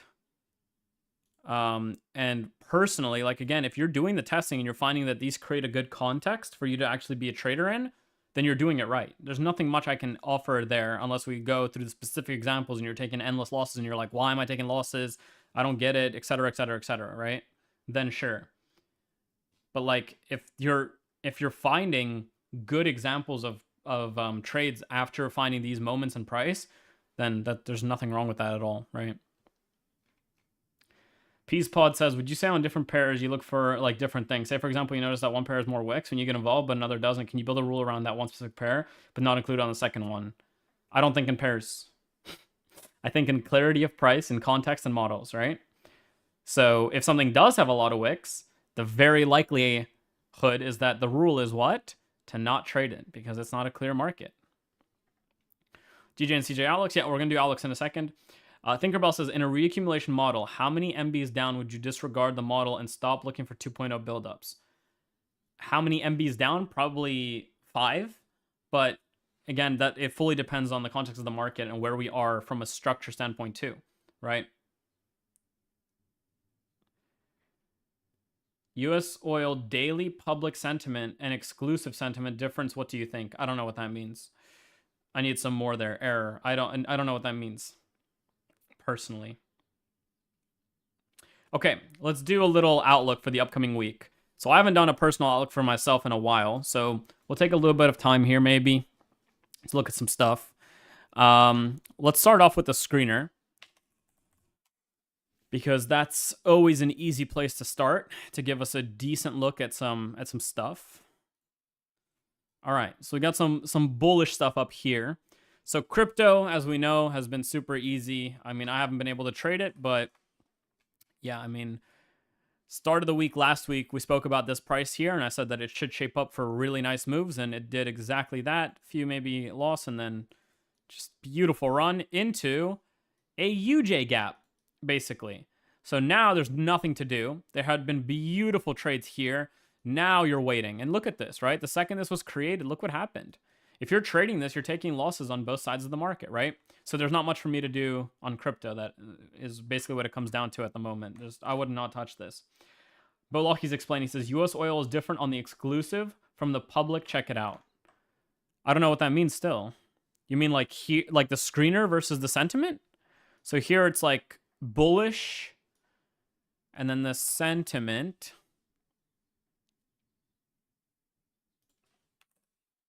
is bullish intraday, a little bit 50-50 / bearish daily. So there's not much to touch there. It looks like the market's against what it's saying, unless you're a lower time frame, in which case lower time frame probably has clarity. And here, yeah, like you're just stuck in this huge area without deciding what it wants to do, right? Just very unclear. Let me get rid of the annotation, get rid of this. Yeah, so exactly what I thought. So the chart is bearish on this time frame. It's bullish on a higher time frame. You could follow this thing bearish on a lower time frame, but that's not what's happening in the screener. So I would ignore oil for now. It's just choppy. Regarding crypto ETF or Bitcoin is coming soon, and my friend says it's a big thing. Well, the second your friends start talking about something being big, you probably know it's time to not even do anything. Or, you know, who cares? What does your friend know, bro? Like, how much money has he made trading Bitcoin and crypto over the last 3 years? Right? What has his wins versus his losses looked like? Is he even profitable in a general sense? If so, okay, you can consider some of his opinion. If not, why the fuck does it matter, man? Who cares what they say? If crypto wants to go long, it'll show us. If it wants to go short, it'll show us. Yeah, the second you know a guy saying something, it's like, you don't even have to, like, who cares? Peacepod says, I mean, like crypto, I see a lot more things specifically than on commodities, for example, but I guess what you mean, I guess. But I guess, I don't know what the fuck I just read. I mean, like crypto, I see a lot more things specifically. I got what you mean, I guess. Oh, gotcha.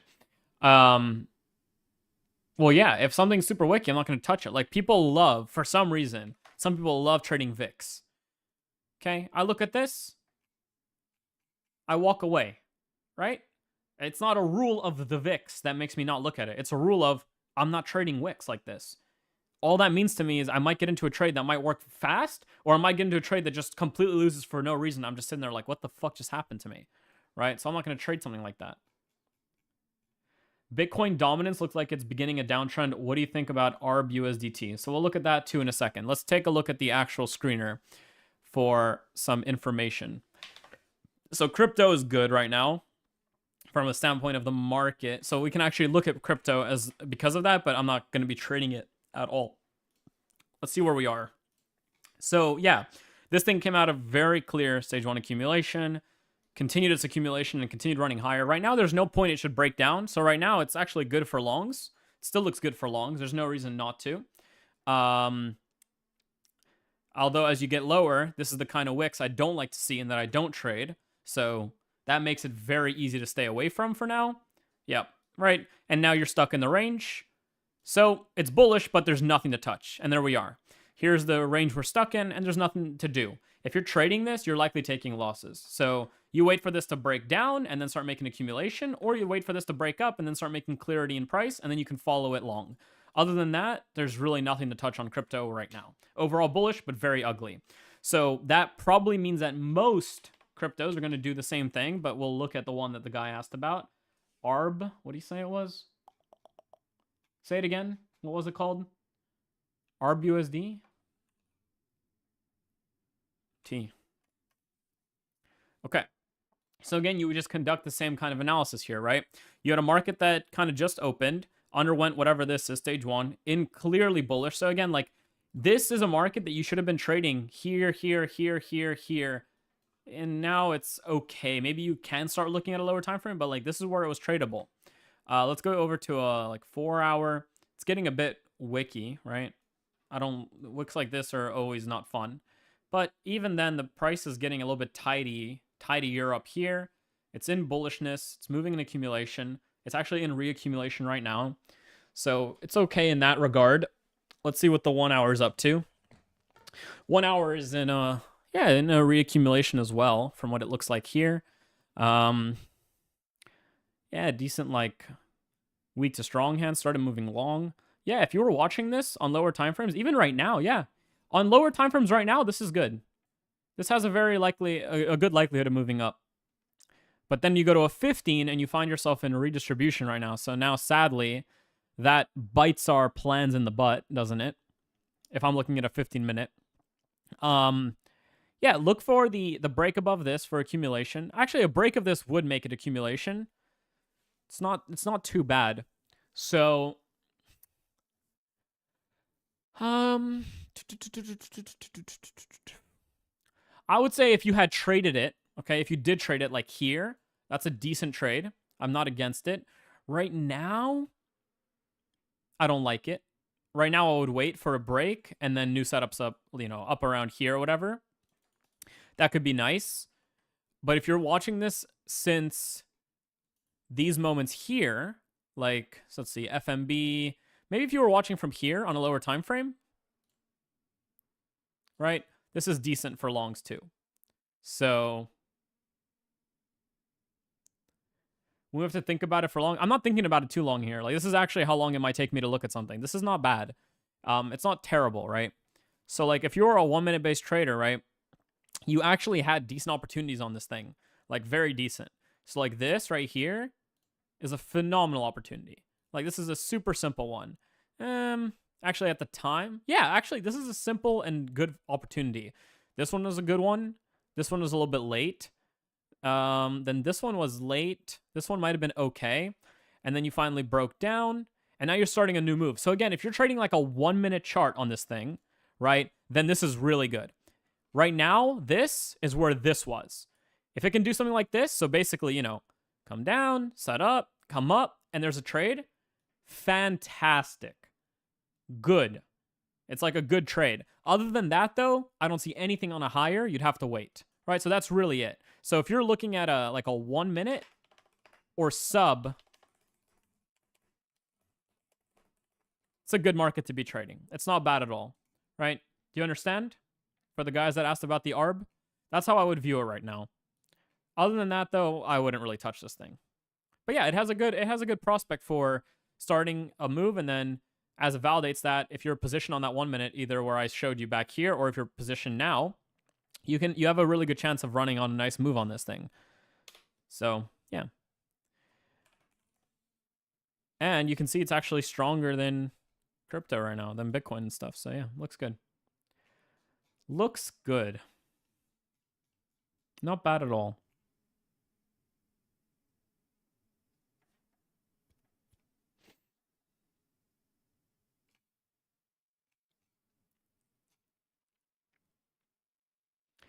Peaspod got a bounce. I'll see you, man. Good night to you.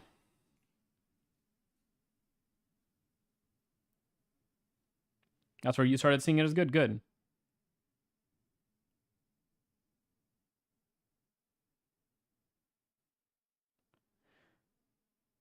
ST Farrell's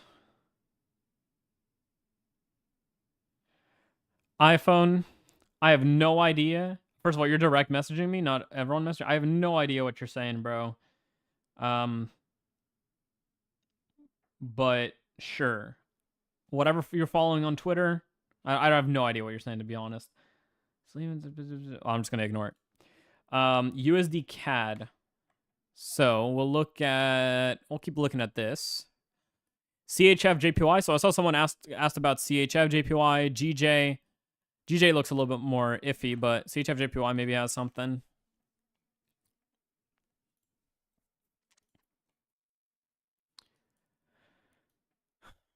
So it wasn't a reaccumulation.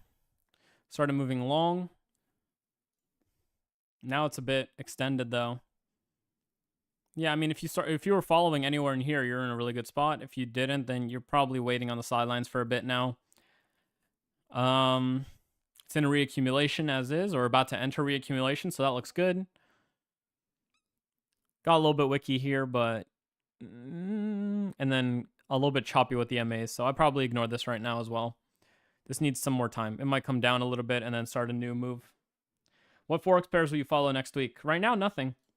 My only watcher is kind of gold, and even then, it needs time to set up. I'm going to do a cleaner run through a lot of these screener ones after I jump off, or later tonight, to decide if there's even anything worth watching outside of those. Like CAD JPY might shape up to be a little bit better, but again, this one also needs time right now. Right? It's on the downside of the move. This needs to come up. Right? And then maybe it'll set up something around here. But right now, it's just... there's not much here. Usually, from my testing, when you see something like this start occurring, prices like to chop for a while. So, it's probably going to chop. So, there's nothing for me there as well. I'll look at some of the stuff you guys have been saying. Let's see what we got here. Can you check natural gas? Do we even have gas? We don't. Nat gas.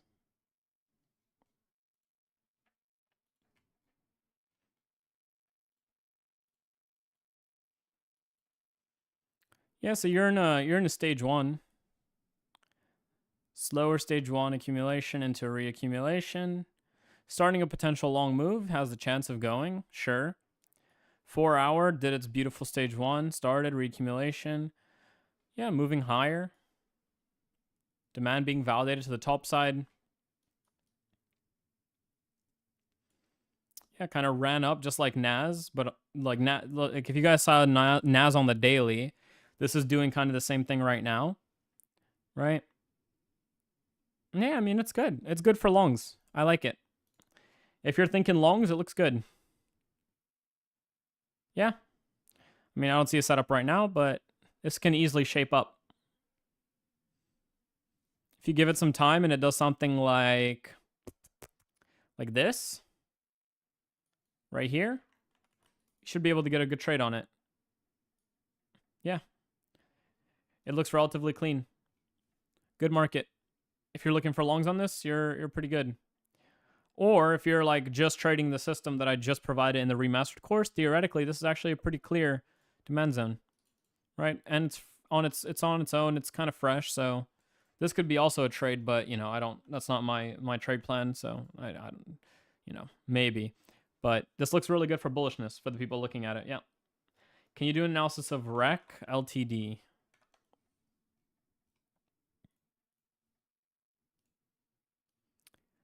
Yeah, you should have been watching this at any point in the beginning of its runs. I mean, it could still make a run, but, you know.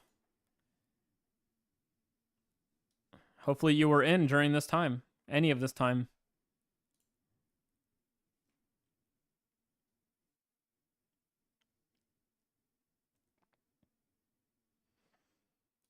Yeah. Now it's entering redistribution on a lower time frame, so probably ignore it for that reason.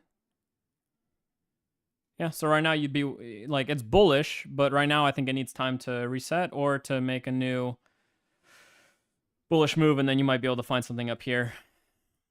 But again, a lot of people love asking about things when they're like if you're asking me about REC LTD, just so you know, when price is here or here, that is what you should be doing, right? And then you should be following this.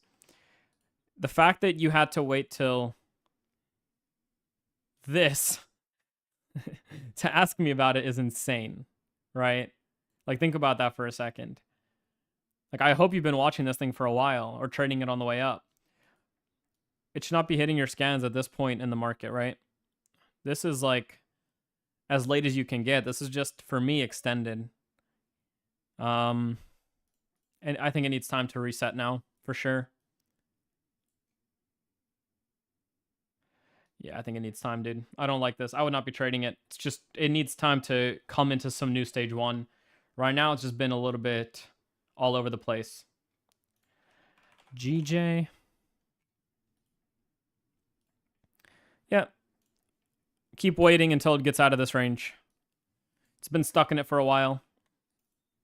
I haven't touched it ever since that range has been created, so I would just be waiting for that. Not much to do there right now. Meta.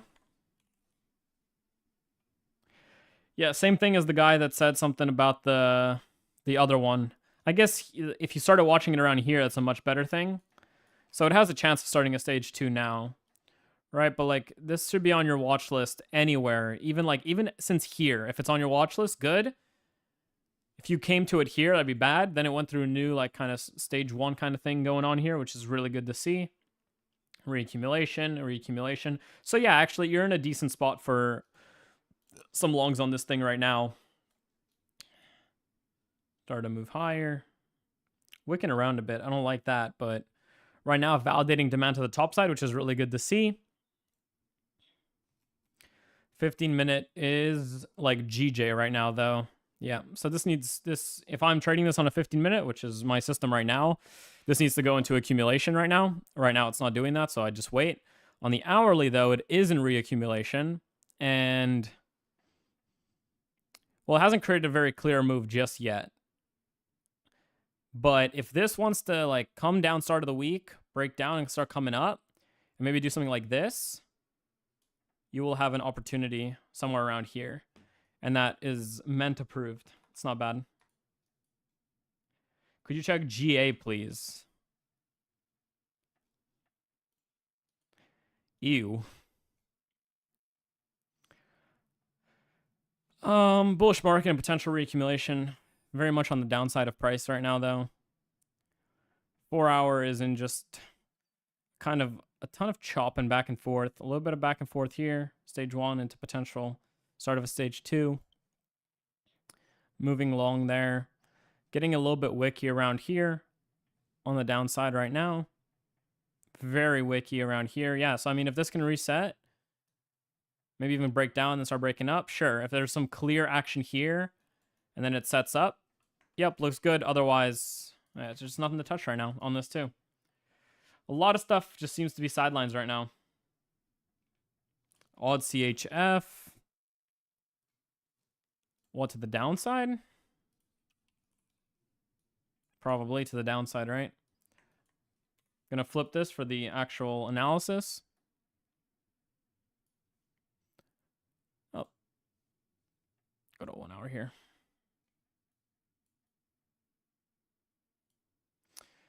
Hate the wickiness. The wicks make it really ugly, don't they? This was clean. This was relatively clean. Now it's getting a bit choppy, but that's okay. Yeah, I mean, look, again, it depends on your time frames, but for my system, when my eyes can't even adjust to what's going on here, I don't want to touch it. This is just chop. This is clear as day chop. I'm not touching this too. And then Mahmoud says, USDCHF is cleaner if looking for entries at 10 minutes and lower. So again, yeah, lower time frames can present something for sure. This looks like gold, but flipped, right? Look at this. Remember it? It's the same thing. So just like on gold, I'm waiting for it to provide opportunities for longs. I would say do the same thing on USDCHF for shorts. Do you have any tips on refining an area for entry, like specific MA's formation or any specific displacements with mitigated or unmitigated? Just wondering for any good tips. No, I don't have any actions like that I look for personally. Can you look at USD CAD, he says. Looks very 50-50, right? 50-50.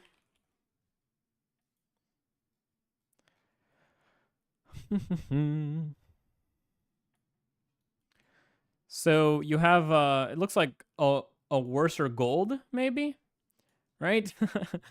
So you have an overall technically bullish market in reaccumulation. Again, just super fucking fugly.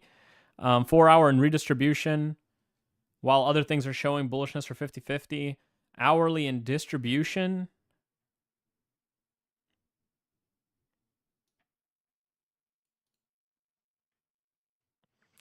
But it looks like it wants to be bullish.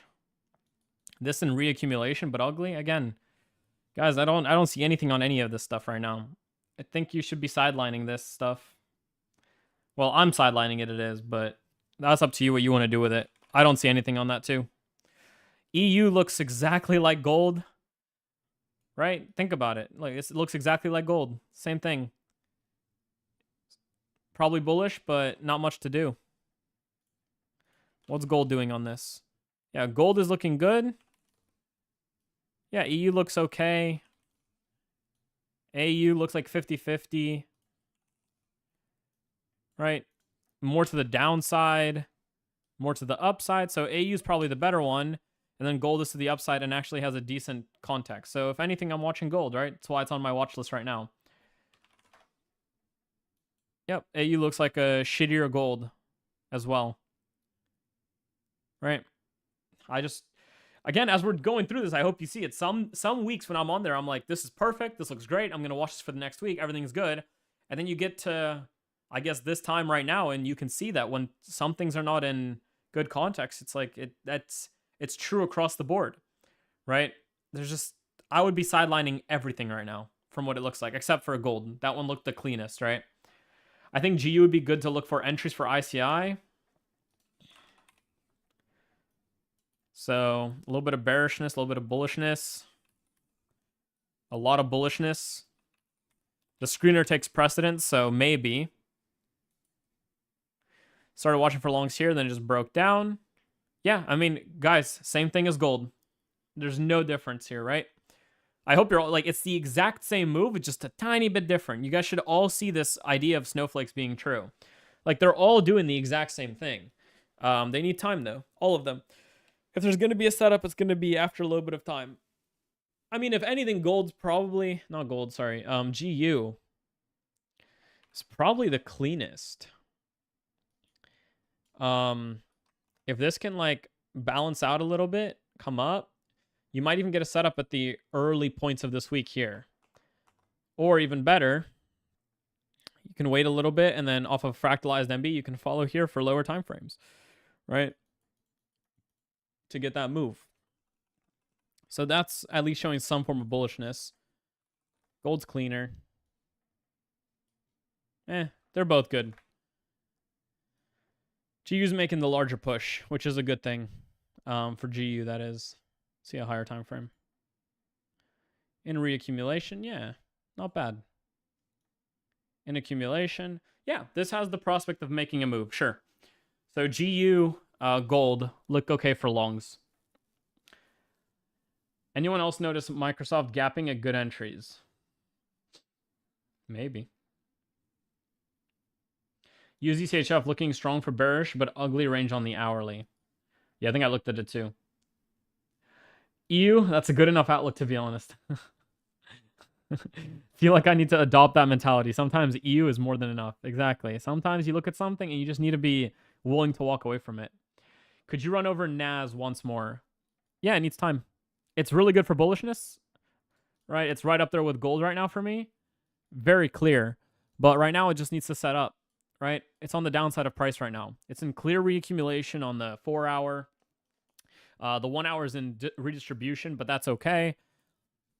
15-minute just entered a form of accumulation. So you can see it has very similar characteristics to some of those other bullish pairs right now. To gold, GU. It all has that kind of like big wick down move, big up move, and now it's stuck in a mini range here. But like if you're a lower time from trader, guys, right? Like this is actually fine. Like if you start watching for longs here, start of the week, it's already good. I actually think there's nothing wrong with that, right? Like 1 minute and sub 1 minute. Yeah, like this is entering beautiful context. Absolutely beautiful, right? You have your initial leg. This is actually playing around quite nicely. Like some buy stops through here, I wouldn't do it start of the week because it's just, start of the week. It's not how I would trade it because start of the week, close of the week is always sporadic. It's like almost like a news event. But yeah, I mean, this thing has a willingness to go higher, so US 100 looks good. So does gold for longs, especially on some of the lower time frames, right? If this can enter, like you could even have a rule for yourself. If this can start getting above here, you can follow longs up. Because you already had an initial fractalized MB break here. Where is it? I don't know how to do it. Whatever. You've had an intermediary break here, at least on a fractalized MB. You have a little bit of sideways here. You have an overall bullish market that just turned into accumulation. The 4 hours in reaccumulation. The daily is in clear bullishness or reaccumulation, just coming down off it. So, yeah, I mean, this might have a little bit more downside in it, but right now, if you're just lower time frame based trader, there's nothing wrong with being a participant on this. Had a little bit of back and forth into accumulation, yeah. This could be the starting point of that. Gotta fly, adios. I'll see you, man. Can I trade stocks with men funding? Yeah, there are CFDs of it, but again, you can if you want, but it's going to have the same kind of mini issue that you see with like crypto. The depth of market isn't as good, I don't believe, which means that, you're just better off with going with an actual brokerage if you want to trade stocks.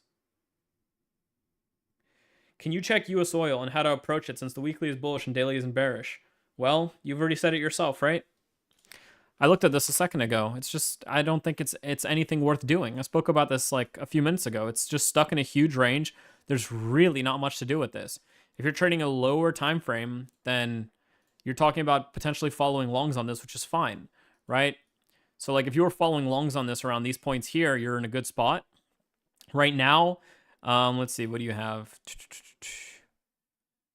I mean, I would say let this break down again, and then if it can start coming up, longs inside of here would be good too. But other than that, off a lower time frame, of course, right? Other than that, there's really not much to do here. So, yeah. Remember, use the tools. More bullish. Bullish and bearish, and then you get to the chart, and it's like the same thing. It's just a cluster of shit going on, right? Remember, I was bullish on this thing back where? Back inside of these points here, we were bullish. Here, we were bullish. We were bullish. We were bullish around here, and then as it broke down, that's when we stopped watching it. And since then, it's just been on the downside of price. So yeah, it could be in distribution, right? But then the weekly is in like an accumulation, and quite a lengthy one at that. So that's not good. We don't like lengthy ones. And the hourly's in just some quite large ranges right now. Yeah, like I don't see it. Again, sidelines. Lower time frame? Sure. More clarity in price, more clarity as to where it wants to go. Clear reaccumulations moving. So you can probably get a run on this that might get up to somewhere here and then maybe onwards. But on these time frames that I'm on, I don't see anything. ULTI. What even is this? We're not going to be looking at any Norwegian stocks for now. Do you still use MB count 7+ in your trading to gauge overextension or just MAs? Mostly just MAs. Have to go. Have a great weekend, everyone. I'll see you, man. Yeah, guys. So for the upcoming week, personally, I'm gonna have my eyes on gold and NAS. So QQQ, US30, US100, whatever you want to call it, all the same thing, right? DJI. I think they're the cleanest in the form of context and potential setups. So if given a little bit of time, they can set up into an accumulation or bullish move, I'll be following that. Other than that, I don't really see anything, really. I think it's quite ugly. No love for TRB. I'll look at it for you in a second.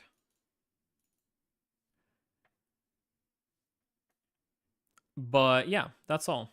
Let's look at TRB now for Sunrock. Well, on a 15-minute, you're definitely not trading this, right? Oh.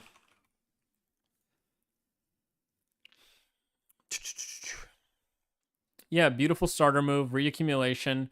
Beautiful moves through here. Now it's failing down, so now it's on the opposite side of the move.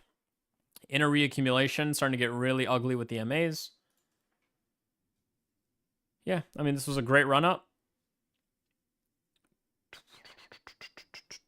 What are you going to do now? It's in a pretty weird reaccumulation spot. So even lower time frame, I would not touch this for longs right now. Yeah, there's not, and then 50 minutes stuck in a big range like Bitcoin. So yeah, I mean, your trades on this thing were either anywhere here, not here. Now you have to wait for it to show you that it wants to go bullish again. GJ, yeah, I already looked at it. It's stuck in a range. Wait for the range. Oh wait, no, it wasn't GJ that was stuck in the range, or was it? Oh, it was. Yeah. Yeah, I mean, it's making some lower time frame moves. So if you're trading a lower time frame, you're fine, right? Lower time frame, right? Stage 1, start to stage 2. If you were looking at lower time frame anywhere inside of this, and potentially now this week as it starts to make a move, sure. But other than that, what are you gonna do now? Lower time frame is just stuck in huge range. I would completely ignore these now. Do you still think in terms of Dow and Elliott waves, or is it more so your own understanding that was guided by it? If so, how do you think we get to that point? No, I don't use them personally. And then regarding the other thing, I teach you everything I know, right? Silver, you would agree it's in a range. Probably. Last time I looked at it, I think it was in a range, right? Let's see what we got here on silver. Yeah, silver is just in a huge long-term range. This is your GameStop of the world, right? So like, this is GameStop, okay? This is when you don't touch it. Here's silver. Here's when you stop touching it. Honestly, like lower time frames specifically, if something does start setting up, like when this started making a potential move, you see I started getting involved in it. But again, the reason for a lot of the failure is that you're stuck in a huge range where now the orders that had initially come into to create this range here are still battling out, basically. They're absorbing the prior move. So that means that no matter what happens on a lower, you're just talking about a very likely chance that you're going to continue going sideways or make very sporadic moves, right? So right now, I would not touch this thing at all. It's just not clear. These orders have not found a way to find themselves into a new range yet, right? When that happens, that means that there's not a defined direction in which orders are actually coming in. So I would not touch this, right? At the moment. Yeah, just ignore it. I would ignore it. What are your thoughts on the future of prop firms and what are some ways you would approach them? Go with good ones and you'll be fine. Go with bad ones or ones that you find on like review websites that pay to be there. Just be a little bit afraid. take out money, take out your profits, and then have a good time. I mean, there's not much to it. It's just another edge like anything else. It's just another opportunity for you. Be smart about the opportunities you take, and you'll have long-term growth and success with good opportunities, or you'll have bad stuff if you're choosing things because they appear to be cheap and fun and discounted and all that other, stuff that comes along with that. It's not much to that. It's just like trading with any brokerage, trading with any it's the same thing. There's nothing special about it. What I think about the future of them, I don't know. I hope they get even more online. It's better than being in person, right? I'm sure if I opened an in-person prop firm, a lot of you would maybe find that cool, but then you'd have to move out to a specific area to be there and show up to the office, which would just like make not much sense. But maybe there's a market for that. Who knows? I like the idea of it being online. So hopefully they become even more online, which they pretty much already are. I don't think there's anything special about prop firms or anything. It's just like a really cool opportunity for people that want to take advantage of them or have the necessary tools to take advantage of them, right? The men funny trading floor? Yeah, maybe one day, bro. Maybe one day.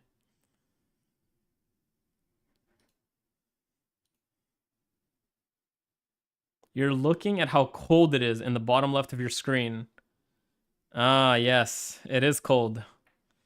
It's pretty cold right now, isn't it? Okay, guys. It's time to wrap this shit up. So, gold. US 100. They look pretty clear. Some other markets based on a lower time frame are perfectly fine to follow. Of course, there's going to be opportunity there. US 100 or gold, US 100 actually has this setup potential for a lower time frame being clear on the way up here. So I would say it's a nice one to follow. Gold needs some time. Yeah, I like NAS for lower time frame even now. Hopefully as this gets above like some of these points, you can start following it. But I am going to be sidelined on a lot of stuff, mostly watching gold and US 100 this week. And I saw a really cool post this week by one of our members. I think it was Dan, who showed like some of his active time on the charts. And his entire active time, even though he has a lower time frame setup, lower time frame system, was about 4 hours. Right? So he spent 4 hours of the entire week on the actual computer. So just like for looking at charts, just kind of keep that in mind as you're looking at your charts, looking for markets and wondering why there's never anything available. It's just a question of what kind of context is there and is there anything even tradable at any given point, right? Like if I take away anything I do mentorship specific, last week I probably spent an hour or less on the charts max, right? Because again, I show up, I know what I'm looking for. I know the general markets I'm looking at. If nothing's setting up, there's nothing to do. And if it is, I'll take a trade and go, right? There's really nothing more to it. So don't get too attached to the fact that if you're sitting in front of the computer and there's nothing there, or you're looking at all these markets and you're like, fuck, GU has nothing, gold has nothing, AU has nothing, what is happening? It's like, well, realize that, when context is bound on one, because of how money flows in and out of markets, there's a likelihood that the market's not going to be clear on others as well. And that's kind of what's happening right now with a lot of these markets, right? A lot of you asked me about gold. A lot of you asked me about GU, about AU. It's just be used to it. This is how markets work. If you're there to trade every single piece of action, or, as you guys know, if you're there to trade every pattern that sets up, no matter what the pattern is, you're going to be taking just losses around the board. You're preventing the thing that you should be preventing through the use of context. That's what you're doing right now. Right? You're preventing all that, which is why, as a result, you may feel like there's not much to do right now on the charts. So you're not wrong in your feeling, but you need to be aware that that's what's happening and that there's nothing wrong with that, right? This guy says, had a bit of a wobble and just realized the markets are just shit context. Yep, exactly. Yeah, and here you go. This was Dan's trading view this entire week. He had 5 hours. He had 5 hours this entire week spent on trading view. And he trades a what? A 5-minute base system, right? So you need to recognize that clearly something is slower in the market. This is a great time to get good at the things that you're hopefully going to do for the rest of your life by not wasting time being aggravated by the fact that markets are not in context right now that are tradable, right? Instead, focus on making the skill a lot better so that when they do become clearer, when setups do become cleaner and they're there, well, you're able to take advantage of them, right? What app are you using an iPad for Note? It's like Notability, Notify, something like, I don't know, something along those lines, something crazy like that. What the fuck? I didn't even know I could do that. Something with a pencil on it, okay? Yeah, exactly what I did. Been backtesting all weekend. Good for you, dude. That's huge. Okay. Gold, US 100. They look good. I'll be waiting on those. Lower time frames probably will have some good entries too, right? Especially on US 100 at the moment, if it makes its break kind of above this MB, that fractalized MB, and then you can look for those opportunities on the way up, right? Very, very simple. Other than that, there's other markets, of course, that exist at all times that you can go and watch and get positioned on, especially on those lowers. But right now, I'm doing a lot of sidelining. So just keep that in mind. So when you're looking at this next market this week or whatever it might be, and you're on maybe a higher time frame and you go, oh, this is so weird. Just remember, in the back of your mind, Ment just told me, even as he's looking at it, that he spent 30 minutes on the charts last week, max. And as he's looking at stuff, nothing showed to him, hey, this is looking clear for a setup, right? Or at least clear for a market that could set up, except for these two. Just remember that as you're looking at all these markets and it's not super, super clear. Okay? So, yeah, Ment looked at the chart and said, ew, exactly. If you're looking at something and you're just there like, fuck, what is it telling me? Right? It's time to move away. It's time to walk away from that market. Right? Oops. Hey. Right, like there's a big difference between this, let's say, reaccumulation, and this reaccumulation. And this one that was happening, that we traded, if you guys all remember this one. Right? There's a big difference between this reaccumulation, and this like reaccumulation versus this one that was happening. Now compare this one to this one. They actually look similar. So what's the likelihood of UJ, even though it's bullish right now? It's probably to like do some stage 1 nonsense. So at that moment, you need to realize you've entered a context that is less worthy of being traded, right? The second you start realizing moments like that, it becomes a lot easier. Because now you just you go and you say, okay, like this is not going to be clear unless it finds its way back up to like here. At which point this will repeat or this will repeat, and that's where you can get positioned, right? That's all you want to do with your trading. Just pinpoint these kind of moments and get used to waiting for them, and then take advantage when they actually get hit or when they're created and when they start moving in tandem with what you've expected before. Otherwise, if you're like looking at this stuff like, can I pinpoint this low? Can I pinpoint the next low? It's going to get really hard and really weird, right? Yeah, like this is just simplicity. Simplicity, complex. If you were pinpointing any of these lows, Jesus, it's going to be terrible, right? And then simple, potentially simple, and then complex. Let the complexity now play out. This can happen for any bit of time. Don't make it hard for yourself.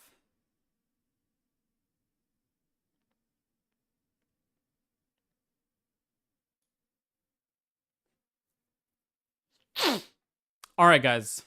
We're gonna wrap this up right now. Let's get our upcoming week started well, okay? It's a pleasure to bring in the new year with all of you.